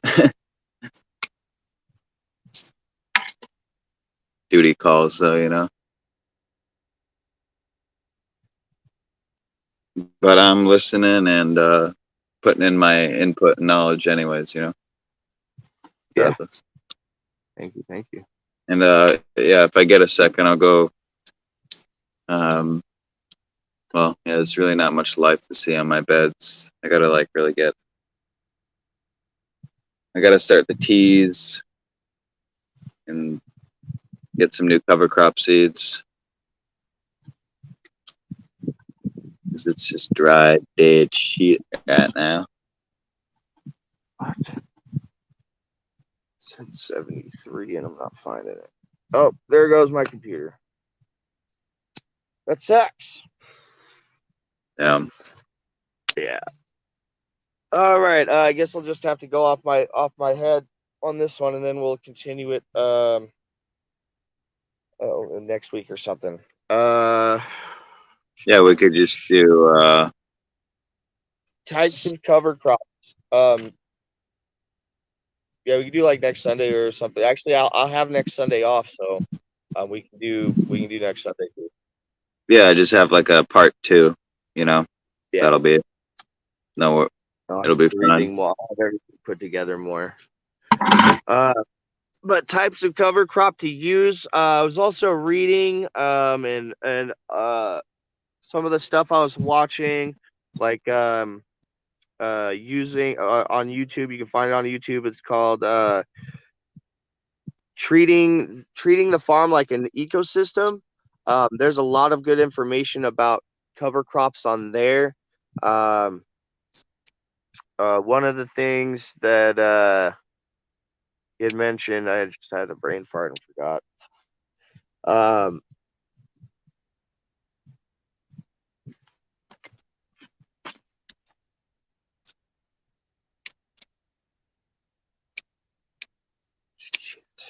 I forgot. I remember. I'll let you know if I remember. But yeah. I really want to remember. Did you hate that? Yeah, smoking too much. That weed. No, I barely smoked this morning. Nah, it's just fucking. It was like a passing thought. I'm just fucking But with you. it's important in the moment, and then my brain was just like, "Nope, not important enough." Short-term memory loss.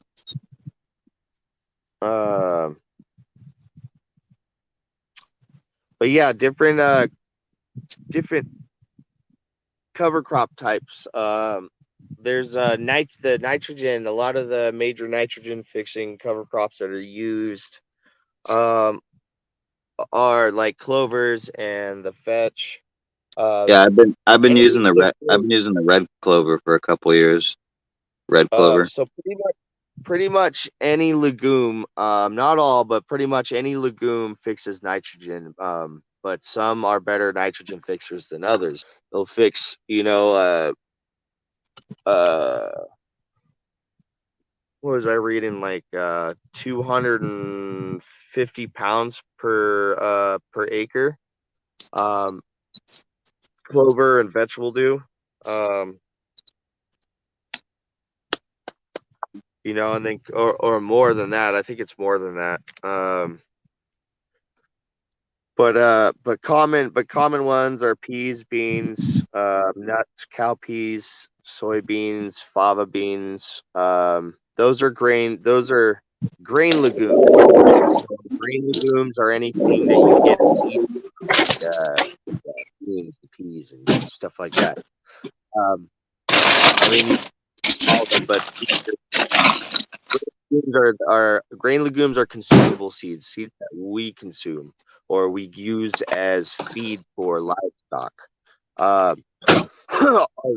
Those are all nitrogen fixing legumes. But keep in mind, in order to fix that nitrogen, you have to have the right bacteria in your soil, present in your soil, or inoculate it into your soil while planting these seeds, so that they're able to fix nitrogen into the soil. And fixation of nitrogen in your soil will change everything you use as an input for your soil. And that's kind of what my goal is I want to use less of those inputs and use mostly just nitrogen that's fixed into the soil through these cover crops. We got perennial legumes. There's annual and perennial legumes.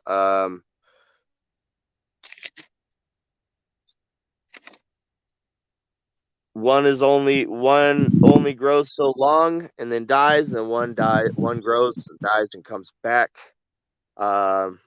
Perennial legumes are clovers, vetch, alfalfa. Alfalfa is also considered a grass cover crop too.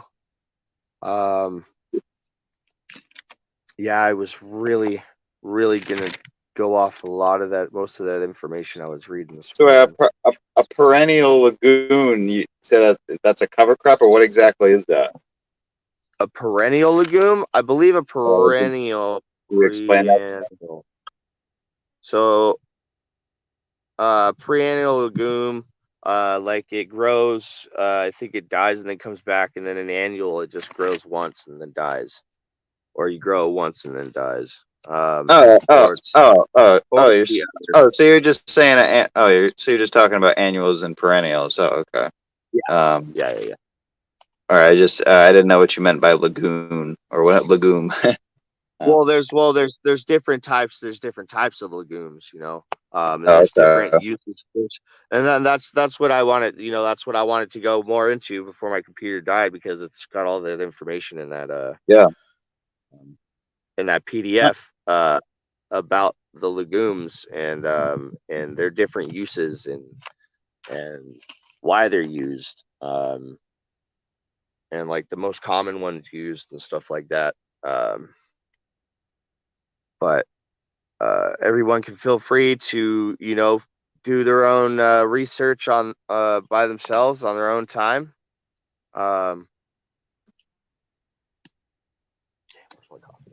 Thirsty. Bugs and dirt. Okay.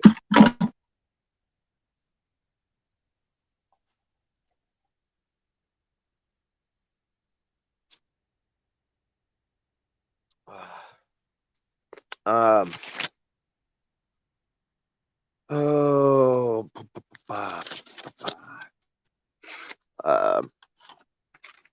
So yeah, and these some of these cover crops that some of these legumes have some of these legumes or these grain legumes, these perennials or annuals, they have like some of the uses for them. Like some of them have a long taproot, and the use for that is that that taproot reaches down and penetrates down deep into the soil, and then and it allows water to permeate down that low. And these roots also help aerate the soil. Some of these grass cover crops are used to help hold soil together. So is stuff like vetch or clovers. A lot of the grasses. There's there's a grass that grows really, really tall. I can't remember the name of it. But it grows a huge biomass. You get a huge amount of biomass from it, and it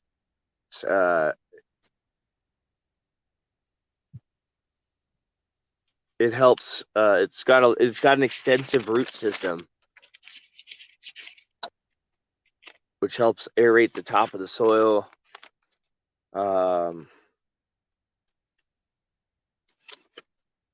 And then some of these cover crops also, like the radishes and stuff. Anything with like a long tap root, anything with a deep, strong tap root is gonna help. Is gonna help break up that soil and help water reach down deeper. And that's why we use some of these cover crops like root plants or root vegetables like radish or some grasses or like daikon radish is used especially for that because it helps break up compacted soil and really gets deep down in there into the soil and allows water to permeate down. Where a lot of the plant's main roots are searching for water anyways, trying to stay alive. What else about cover crops? Did I retain this week? Some of these grasses, some of these other cover crops, like some of these grasses, they are good at they're good at seeking out nitrogen, like leftover nitrogen that's in the soil, which is some people think of it as them sucking up or look at it as them sucking up the nutrients in the soil, but really they're seeking it out and uptaking it and holding it for the next cycle. And then when you chop that down and turn it into green mulch or mulch it down, that in turn feeds the nitrogen back into the soil and adds another layer and does all those wonderful things that cover crops do that we like them to do, that we need them to do, that they are meant to do. There's something I was watching, it was from the same channel, Treating the Farm Like an Ecosystem. There's a guy talking about using cover crops to attract beneficials. There are cover crops out there that you can use to attract beneficials, which I think is amazing. Right. Because some of these cover crops don't only just attract beneficials, but they do other things for the soil too, like clean the soil or have some type of symbiotic relationship with the surrounding plants. But he also mentioned that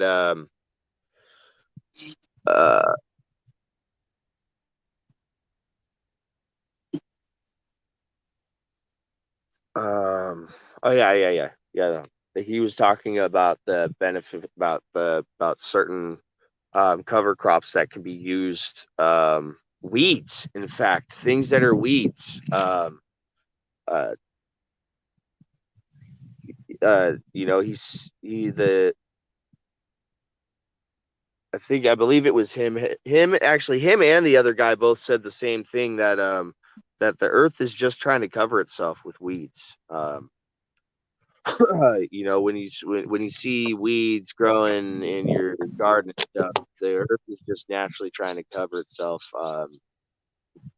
One of the guys in one of the seminars, forgot his name, he had said he had shared a picture that somebody had made, and it was a picture of the desert, and it said something like, "This is your soil, cold, naked,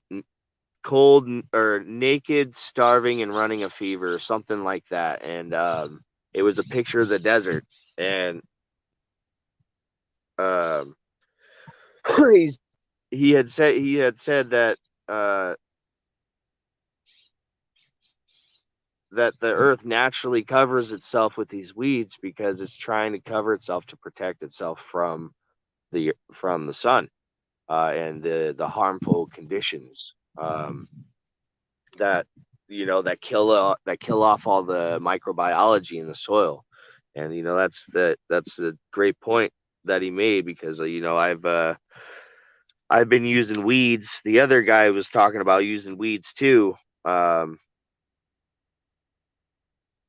as cover crops, and I've been using weeds. That's something that stuck out to me in the beginning of using cover crops, is that it's something that's used to cover the soil. Well, if it's covering the soil, the earth naturally covers itself with stuff, and why can't I use that? And then, there's also natural weeds that we can eat, so why wouldn't we use those as cover crops? Especially if a cover crop is just a plant that's used to cover the soil, or used for other benefits rather than for consuming. Right. So that was something that did stick out to me early on when I first discovered cover crops. So I do use weeds. I get a shit ton of mustard out here, wild mustard, and it is a great cover crop. And come to find out, Mendo's using mustard now.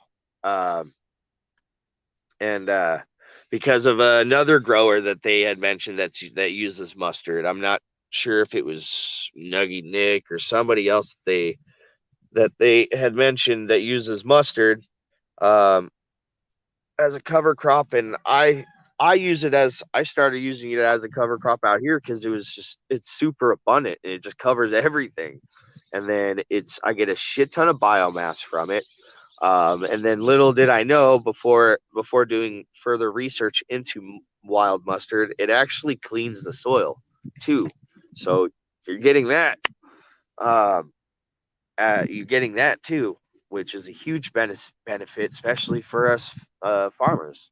People that are growing their own food and medicine. Uh, it's that's we have to have clean soil. It's a must. Have to have clean soil. So I use anything that's out here as a cover crop pretty much. There are some things that I know I don't really that I know I don't care for, but at the same time, I don't want the soil to be lacking anything. So I'll let certain things like I've mentioned before, thistle. Thistle is considered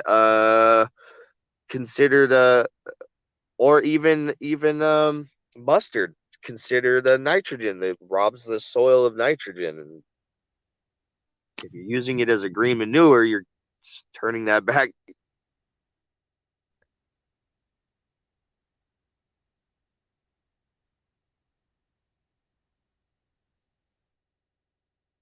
You're turning that nitrogen back in to the soil. So is it really robbing the soil of nutrients? Or is it searching out that nutrients that's residing in the soil? I think that's the real question. And then things like thistle that have also been said to be, rob nutrients from the soil. But if you're walking across, walking through the woods or something, and you come across a patch of thistle, well, and there's nothing else around, there's nobody around, nobody lives nearby. Well, you got to assume nobody's coming out there and just dumping a bunch of nutrients out there. So where's the nutrients coming from that this wonderful patch of thistle is feeding off of? And it's because I believe they are searching for the nutrients. They're not robbing the nutrients. They're finding the nutrients and uptaking it and then holding it, and then they eventually die off. And it also, that's why they're high, and that's why thistle is found to be high in phosphorus, which is great. Great for me and my flowers, because or my fruits and vegetables, because when everything starts to fruit, that's what we need. Or flower, that's what it needs. It needs that P and that K. That flower. And Um, nitrogen.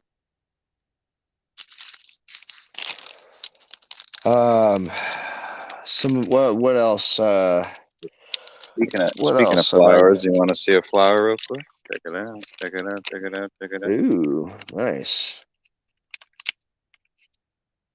Cinderella I got 99. some of them grown. I think I might make live bubble hash just out of this shit. Just like not even just throw it right in the washer later. honestly. A lot Dude, of we it's should both do a live, dude. Do a hell wash yeah. off. Yeah, you can join mine. I'm gonna go live later after this and do a start fucking washing this plant. This is probably just only like a couple ounces, and it's kind of got half of it, a little bit of it's got like destroyed by caterpillars. So I'm just gonna wash it. Really frosty. Yeah, I gotta wait. To later to do any washing or shaking. Cause my daughter's got company over. Yeah, we'll definitely do that sometime though.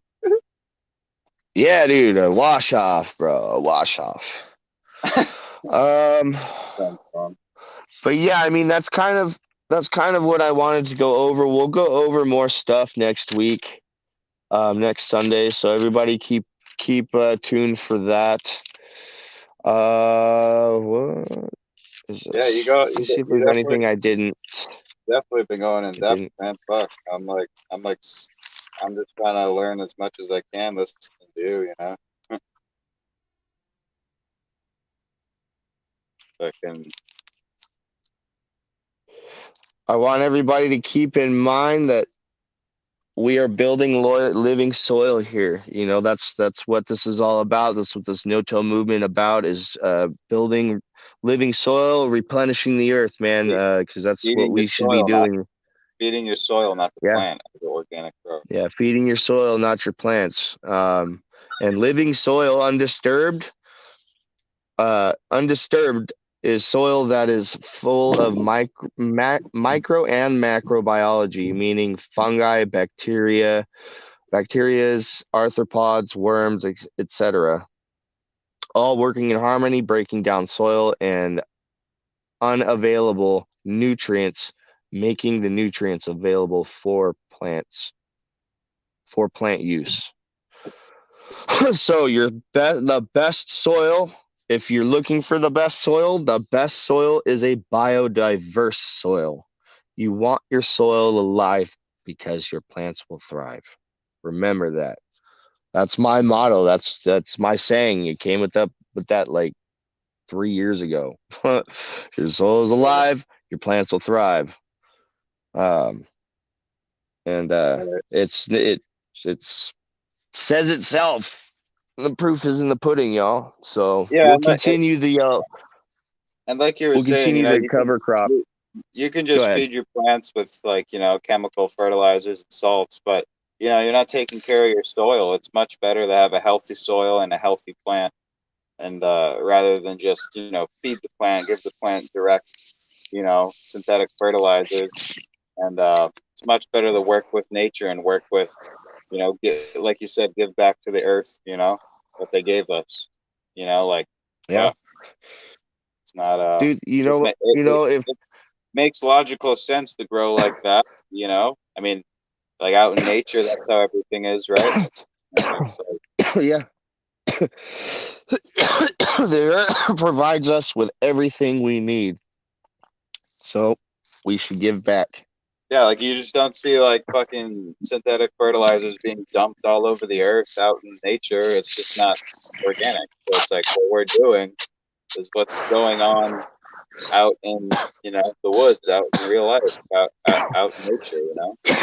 Yeah, how do these how do these trees and these plants naturally, you know, how is it natural selection, you know, um out there in the wild? You know, how do things naturally stay pest resistant? How do things naturally grow? You know, and it's, you know, like like we've all said before, the forest floor, man, is the rainforest or the redwood forest floor. Any forest floor is the best example that you can use, best easy example you can use of living soil, and an ecosystem in soil that plants thrive off of, um, because it's everything is alive and it's undisturbed, and everything just naturally falls and dies and just, you know, circulates recycles itself, and it's all natural food and nutrients for the surrounding plants. It's made available Cycle by of the life. life in the soil, and that's why the forest floor, any forest floor, is the best example to use for to make it easy for people to understand. um, it's all undisturbed life out there, and unless we disturb it and fuck it up, everything's alive and thriving and harmonious and happy. And that's how we want to be in our gardens, because if our garden looks like shit, we're not happy. And it all begins in your soil. All begins with your soil. So we will continue that conversation, same conversation, next Sunday. So keep an eye out for that. I do apologize for not having things as put together as I would have liked, and for the lagging. Yeah, and for the lagging and being late. I was late on my end. But next week, next Sunday, we'll have things put together more, and we will continue more in depth about the use of these cover crops. And I will have started my new cover crop cycle myself, or at least ordered my new cover crop seeds, because I've got plenty of clover and vetch and stuff. But there are some other grasses and some beans and stuff that I do want to incorporate into my no-till system for my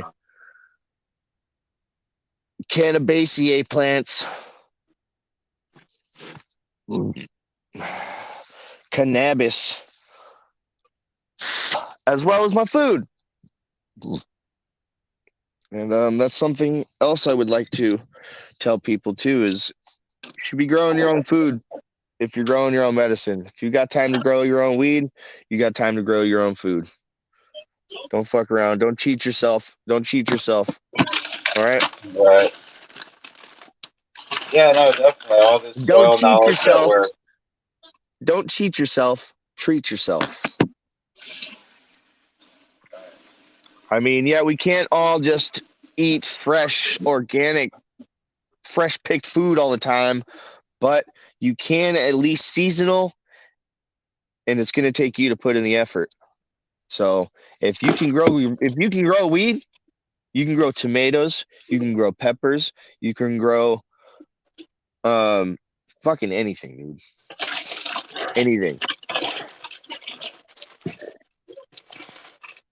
And anything outdoor no-till can be applied inside. If you're working with soil, you can be applied inside. If you're just using one type of soil, like I've noticed that some people out there just use coco coir, like fucking stop that. You're fucking using too much money, and then you're not reusing your soil. Mix your soil, throw some cover crop in it, use the no. You could technically still reuse cocoa. I've seen people reuse it before. Yeah. But most people don't reuse it. They're just most indoor growers aren't reusing their soil because they're feeding it poison. Right. Yeah. So just stop. I've seen some guys use dry amendments in cocoa before. It's something I wanted to get into, but I'm just not familiar with cocoa. Yeah, and cocoa's just cocoa's something tough. I find that cocoa works best when it's mixed. Much easier to work with, and it retains moisture a lot better. Right. I know you need to feed a lot, obviously, with cocoa. So that's why most people. You cocoa users, start mixing your cocoa. Go no-till indoor. I understand you don't have a spot to grow outdoor and go no-till, but you can still apply all these methods indoor. Yeah. Definitely. There's plenty of people out there that do it. Yeah. Actually, the first guy that got Mendo dope into no-till was Minnesota Nice, and he's an indoor grower. And dude is on top of his stuff, on top of his game. So Yeah. and Yeah, he I watched that understood. He lasagna. I understood watched that the plant. lasagna tech video. That's kind of how Yeah. I learned just how to do a lot of that.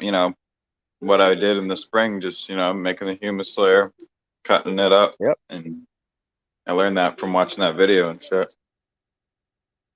Yeah. And I think that's crazy. That's bananas in itself. What? I could do outdoor stuff indoor? That's crazy. The only thing that sucks is that you don't get that free light. Don't get that free light. Feel for you, indoor growers that can't grow indoor. But if you're choosing to just grow indoor, that's your own damn fault. All right, man. I mean, indoors got its own benefits too. Yeah, but I mean, if you're choosing to only grow indoor All right. and you can grow outdoor, like that's your own damn fault. Yeah. It's like I'm excited to do it. It's like I'm choosing to grow males out in my garden to help collect pollen. Personal choice. That's my own damn fault if my shit gets pollinated. It fucks up my whole harvest. Right. Okay. Yeah, that may That's my own damn fault. pack a bowl with you real quick here. Yeah. And then we close it out. My wife called and she's like, "What are you doing? You gonna get breakfast ready?" She's probably calling me for breakfast because I saw that there was bacon in the fridge.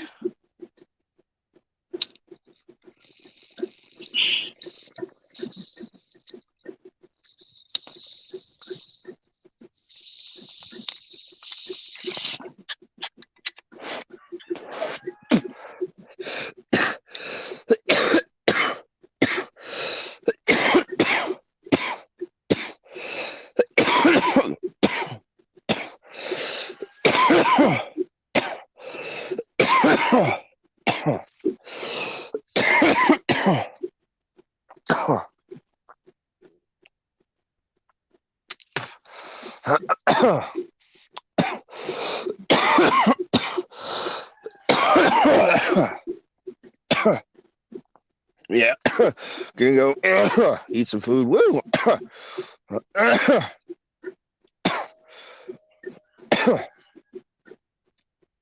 Eat some food, and then come back outside and get to trimming.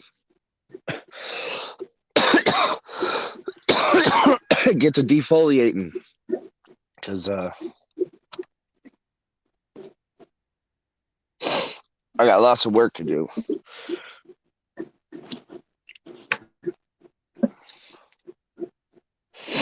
Lots of work.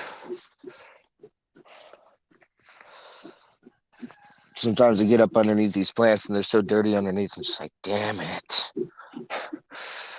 I need to quit my job. Yeah, man, I would help you out if I could. I'm not doing fucking that much right now. That's the thing, though. Like, I just don't. I don't trust too many people. I got a very small circle, and I just don't want to bring anybody out here. And I got you. bring out the wrong person, and somebody gets all bent out of shape or something. I don't know. Humans are unpredictable. Can be. Yeah. But yeah, you should download that. Oh, I sent you that PDF, didn't I? The PDF I was reading from. Yeah. Thing's a game changer for me, man. Like next year, dude. Like my goal for next season is to have a productive as fuck garden, dude. Like vegetable garden. Like I had one. Like this past winter was super productive on the greens.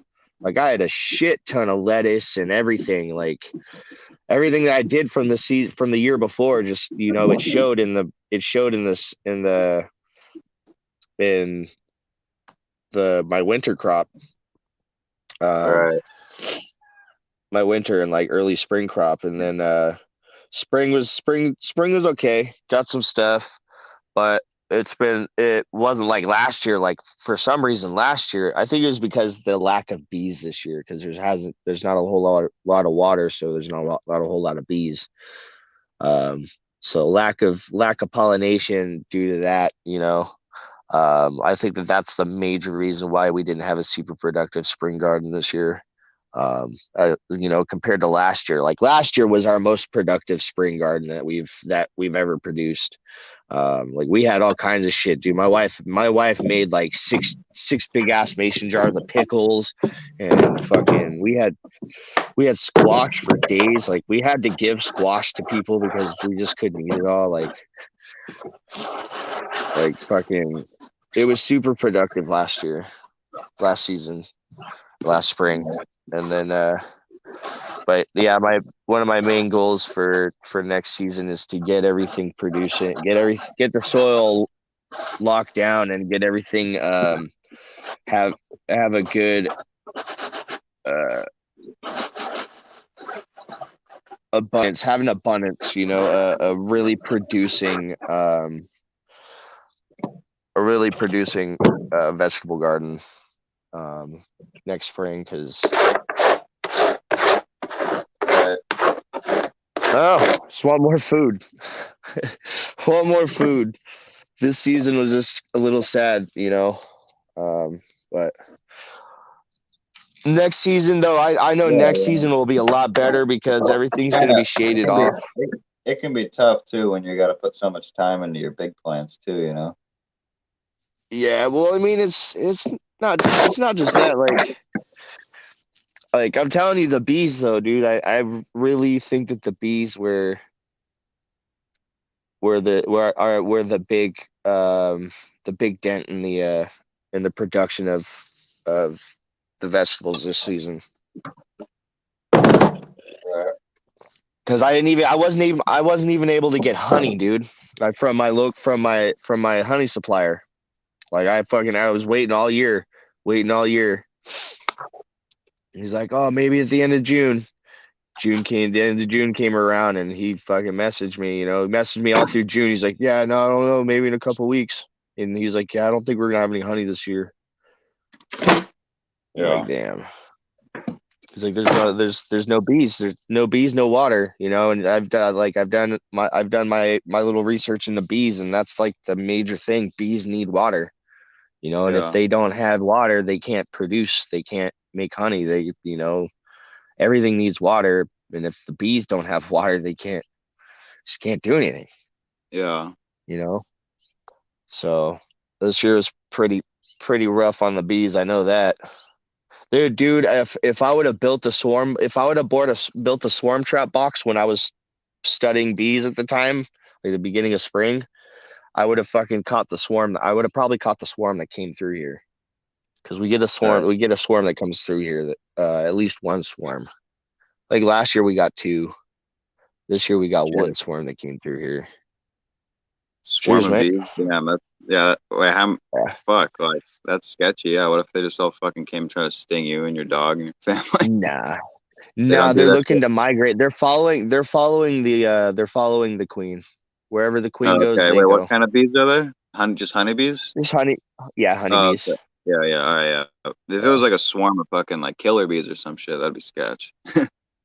Yeah. No, I mean, it's sketch enough because I'm pretty allergic. I know that those are out there too, right? Those killer bees, like and shit. Oh yeah. Yeah. Wouldn't want to see a swarm of them fucking flying around. But yeah, I'd also like to get a beehive set up out here, next to like the compost area or something out here, underneath the tree. So I guarantee myself a productive garden, and then hopefully, there's, well, shit, I'll be able to get water to my bees, so it's not like they'll go thirsty, searching for water. You know, shit, I'll put a tote out here and fill it up with water, and they can get water from that all season. You know, Right. if I have to, but like I really want to, like, that's my main goal for next year, is to get my at least out here in the garden, one of my main goals is to have like the best producing, most productive vegetable garden I've had. You know, like I want to actually be able to like go to the farmer's market and be like, hey, I got an abundance of organic vegetables. Would you want to buy them from me? You Yeah. know, to sell them to another vendor, and then he can sell them and make money off of them or whatever, you know. Yeah. You know, just make a few dollars and, you know, get my name out there. Hey, this guy's got good food. You know, hey, this guy knows what he's doing. Get my name out there a little bit more. Yeah. But all right, Cheers. cheers.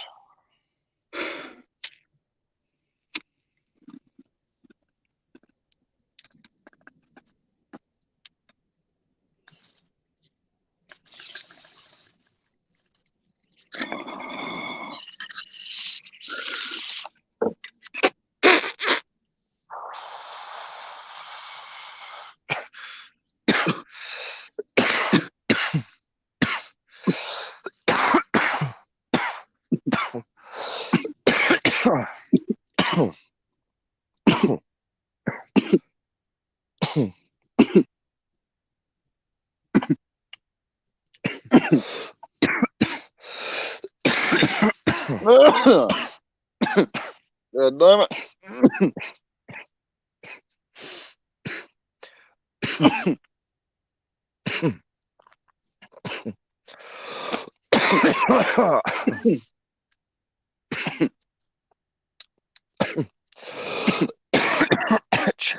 Cherry has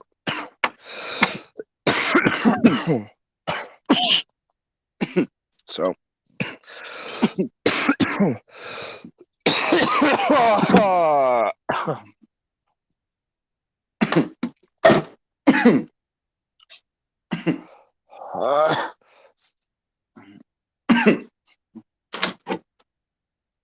all right, I'm good.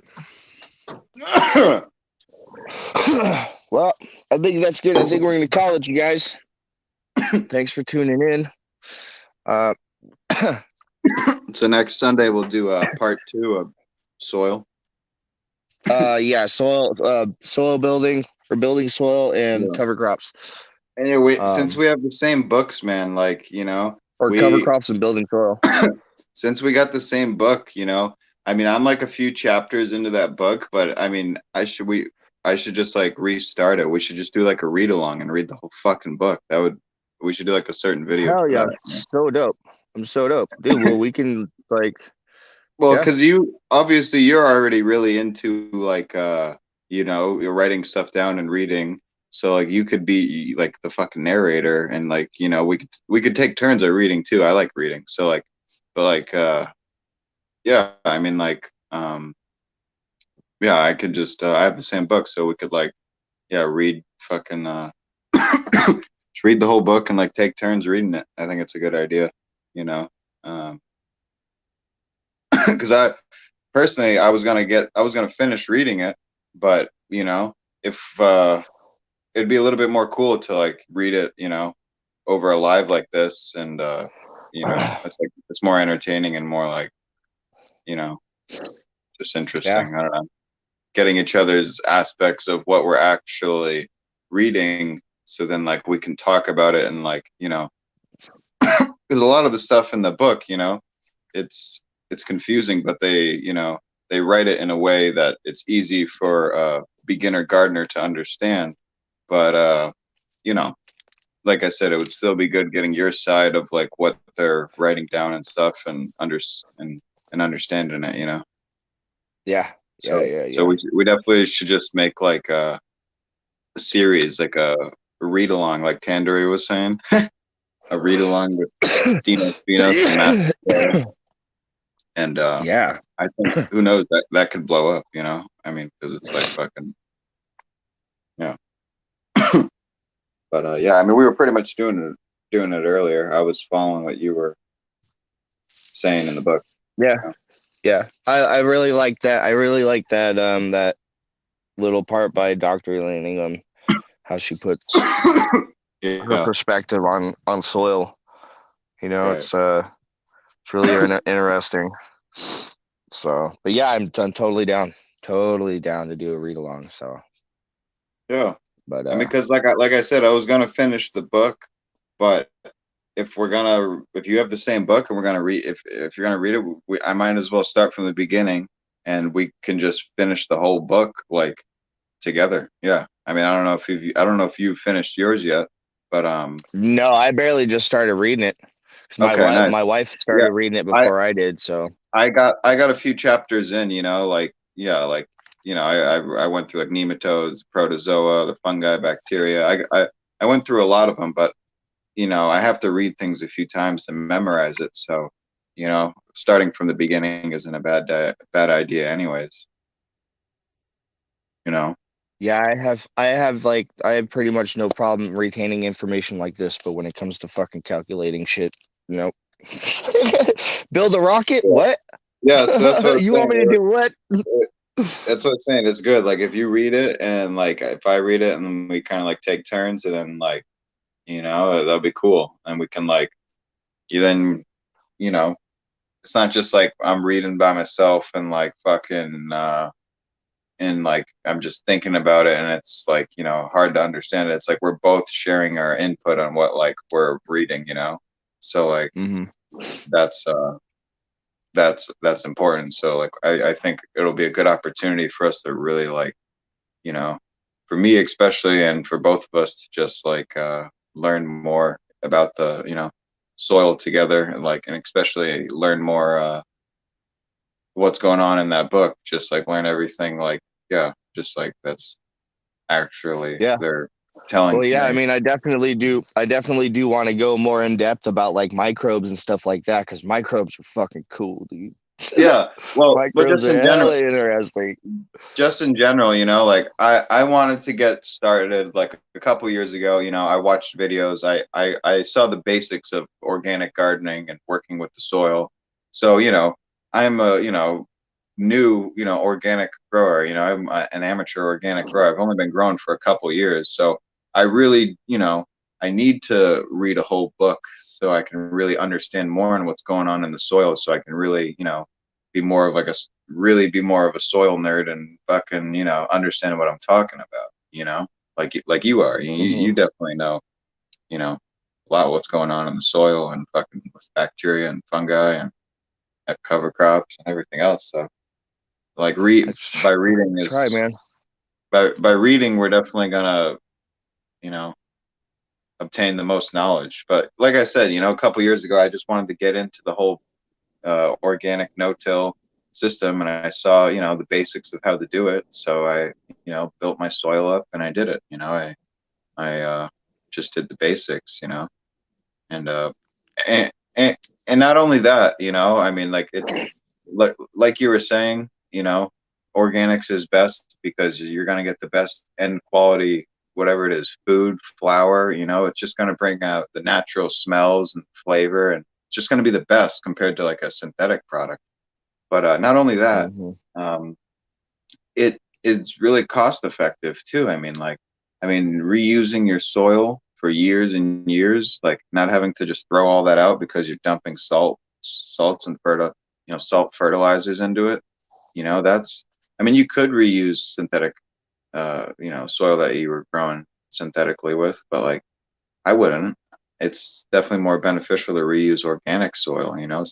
Something that soil that you've never added any salts to, and you've never Well, I mean, added pretty any. much you have to you restart your soil every time you add that shit into your soil, and it's like you're not. Yeah, and like just think of how much money it costs for fucking 1,000 And then you gallons got worth to of soil. and then you got to bring the soil. Then you got to bring the soil back in. Then you got to bring the life back into the soil, or input the life back into the soil. Like, Yeah. no, just no, just keep it there. Yeah, exactly. Keep Yeah, it there. exactly. Yeah. Well, but yeah, no, there's so many benefits to just growing organically, you know, working with the Yeah. soil, treating the soil, and not taking the quick route of just dumping. And the thing is about synthetic fertilizers too, it's so much easier to burn your plants and mess shit up, you know? Like with the dry amendments and the, you know, like I've overdone some things with like alfalfa teas and stuff a little bit for sure. But you know, if you overdo something with one of these bottled fertilizers, the Florinova shit, you know, it like your plants just go to shit real quick, and like they just don't. They clearly don't like it, you know. If that's what happens, if you're giving them that much, you know. So Yeah. Yeah. You shouldn't. Yeah. I don't. You shouldn't feed anything that could possibly burn your plant. yeah, Okay. yeah, But yeah. Yeah, we'll continue the soil conversation next week. We'll shoot for next week. Unless my wife gets something else planned. But as of right now, it's open. So all right, man. next Sunday, same time, 8 a.m. my time. I think that would All right, yeah, be yeah. My bad. I'll be a little bit. I'll just like double remind me, like you know, fucking the day before, and like yeah. I'll be. Yeah. No, I should have. I should have just like remembered that. You're like 4 hours Yeah. behind me too. So you're like 4 hours behind me too. Yeah. So I gotta remember it's a certain time we're doing it. So it's 11. Yeah, it would always be 11 a.m. here. 11 a.m. Gotta be there. Be Yep. square. Be there. Be square. Be there. Be square. Fucking. Yeah. No, I'm probably gonna go Any live. I'm gonna go. What? say any announcements on your end before I Yeah, that's close what it I was out? about to say. I was about to go live pretty soon here and do a bubble hash video. I know that's going to be entertaining. Because yeah, I'm just straight taking it live right off the plant, you know, putting it in my bag and washing it with ice and, you know, keeping the water and getting the water down to like 32 degrees, 34 degrees, getting it really cold. And yeah, I've never washed a plant that's like fresh harvested, so this will be cool. Yeah, getting that true live resin. That's right. Yeah, yeah, and yeah, no, other than that, you know, I mean, fucking just really gonna be prepping my soil for, you know, next year's run and like, you know, just taking care of the outdoor plants that I already have or the smaller outdoor ones that I have. And really, I mean, this whole colloidal silver is gonna be I'm probably gonna make a few videos on that.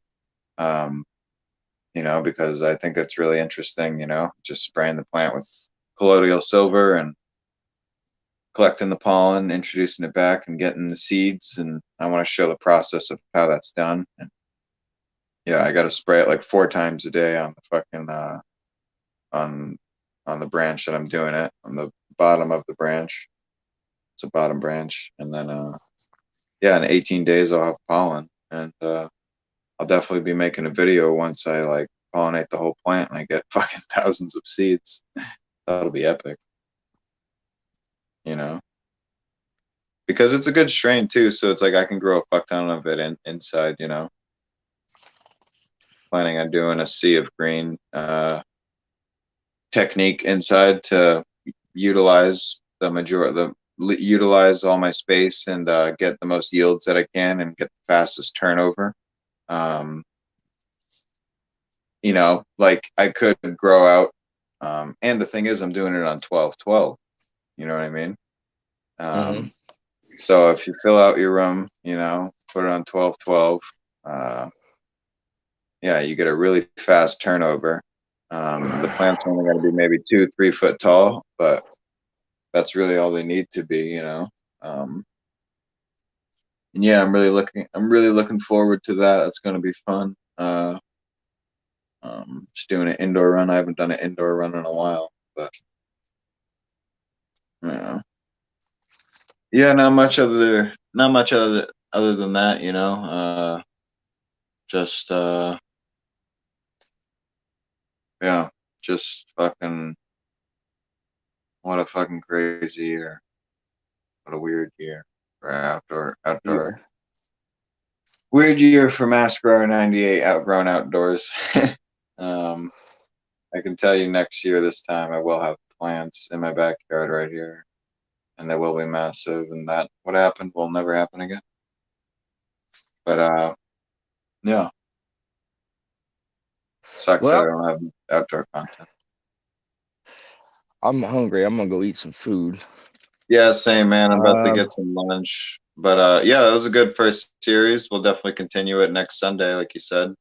And like, yeah, I don't know if yeah. you want to do I don't know if you want to do the read along just in this episode, or make that like, I mean, yeah, we could We'll do well, some yeah, that's the reading thing. from it, It's but gonna take us a long time to finish the book, so we should just make a fucking separate series for that, you know. maybe yeah. But you know what I mean, But or just like, yeah. But all right, y'all. Well, I'm a boogie. I'm hungry. I hear the kids calling me. Wife's calling me, and I got stuff I got to do. all right, bro. Go check out Mass's channel, y'all. Like, subscribe to his Oh channel. yeah, about Kid's to on go top of live. it. He's all about the Oh, soil. Yeah, he's about bubble to go live right now too on his own channel.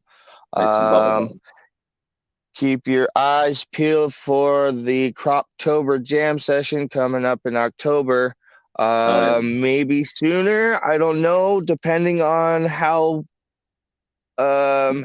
things look with this headband right here, but it's a couple of these other plants. But yeah, keep your eyes peeled and ready for that. Be ready for that Croptober Jam session. What else? Got some episodes coming up. Um, on my own channel.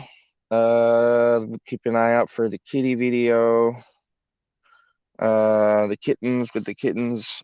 And then also gonna be doing yeah, a dry you're getting attached to those sieving. kittens, huh? Huh? Yeah. Be doing a dry sieve Fuck yeah, video. tell 'em. Also got a trim video coming up when harvest season comes up. So get ready for that. I'll be doing all that stuff live. So yeah, that's it on my part. Yeah, dude, I look I got a forward. boogie. I look forward to seeing your harvest, man. That's gonna be fucking crazy. Thank you. Yeah, me too. I would look forward to showing my harvest off. So all right, Hopefully, y'all. I gotta urinate and I gotta go eat. So all right, peace. peace. Yeah, grow kind, be kind, flower to the people. Live free, stay IRIE, y'all. Peace.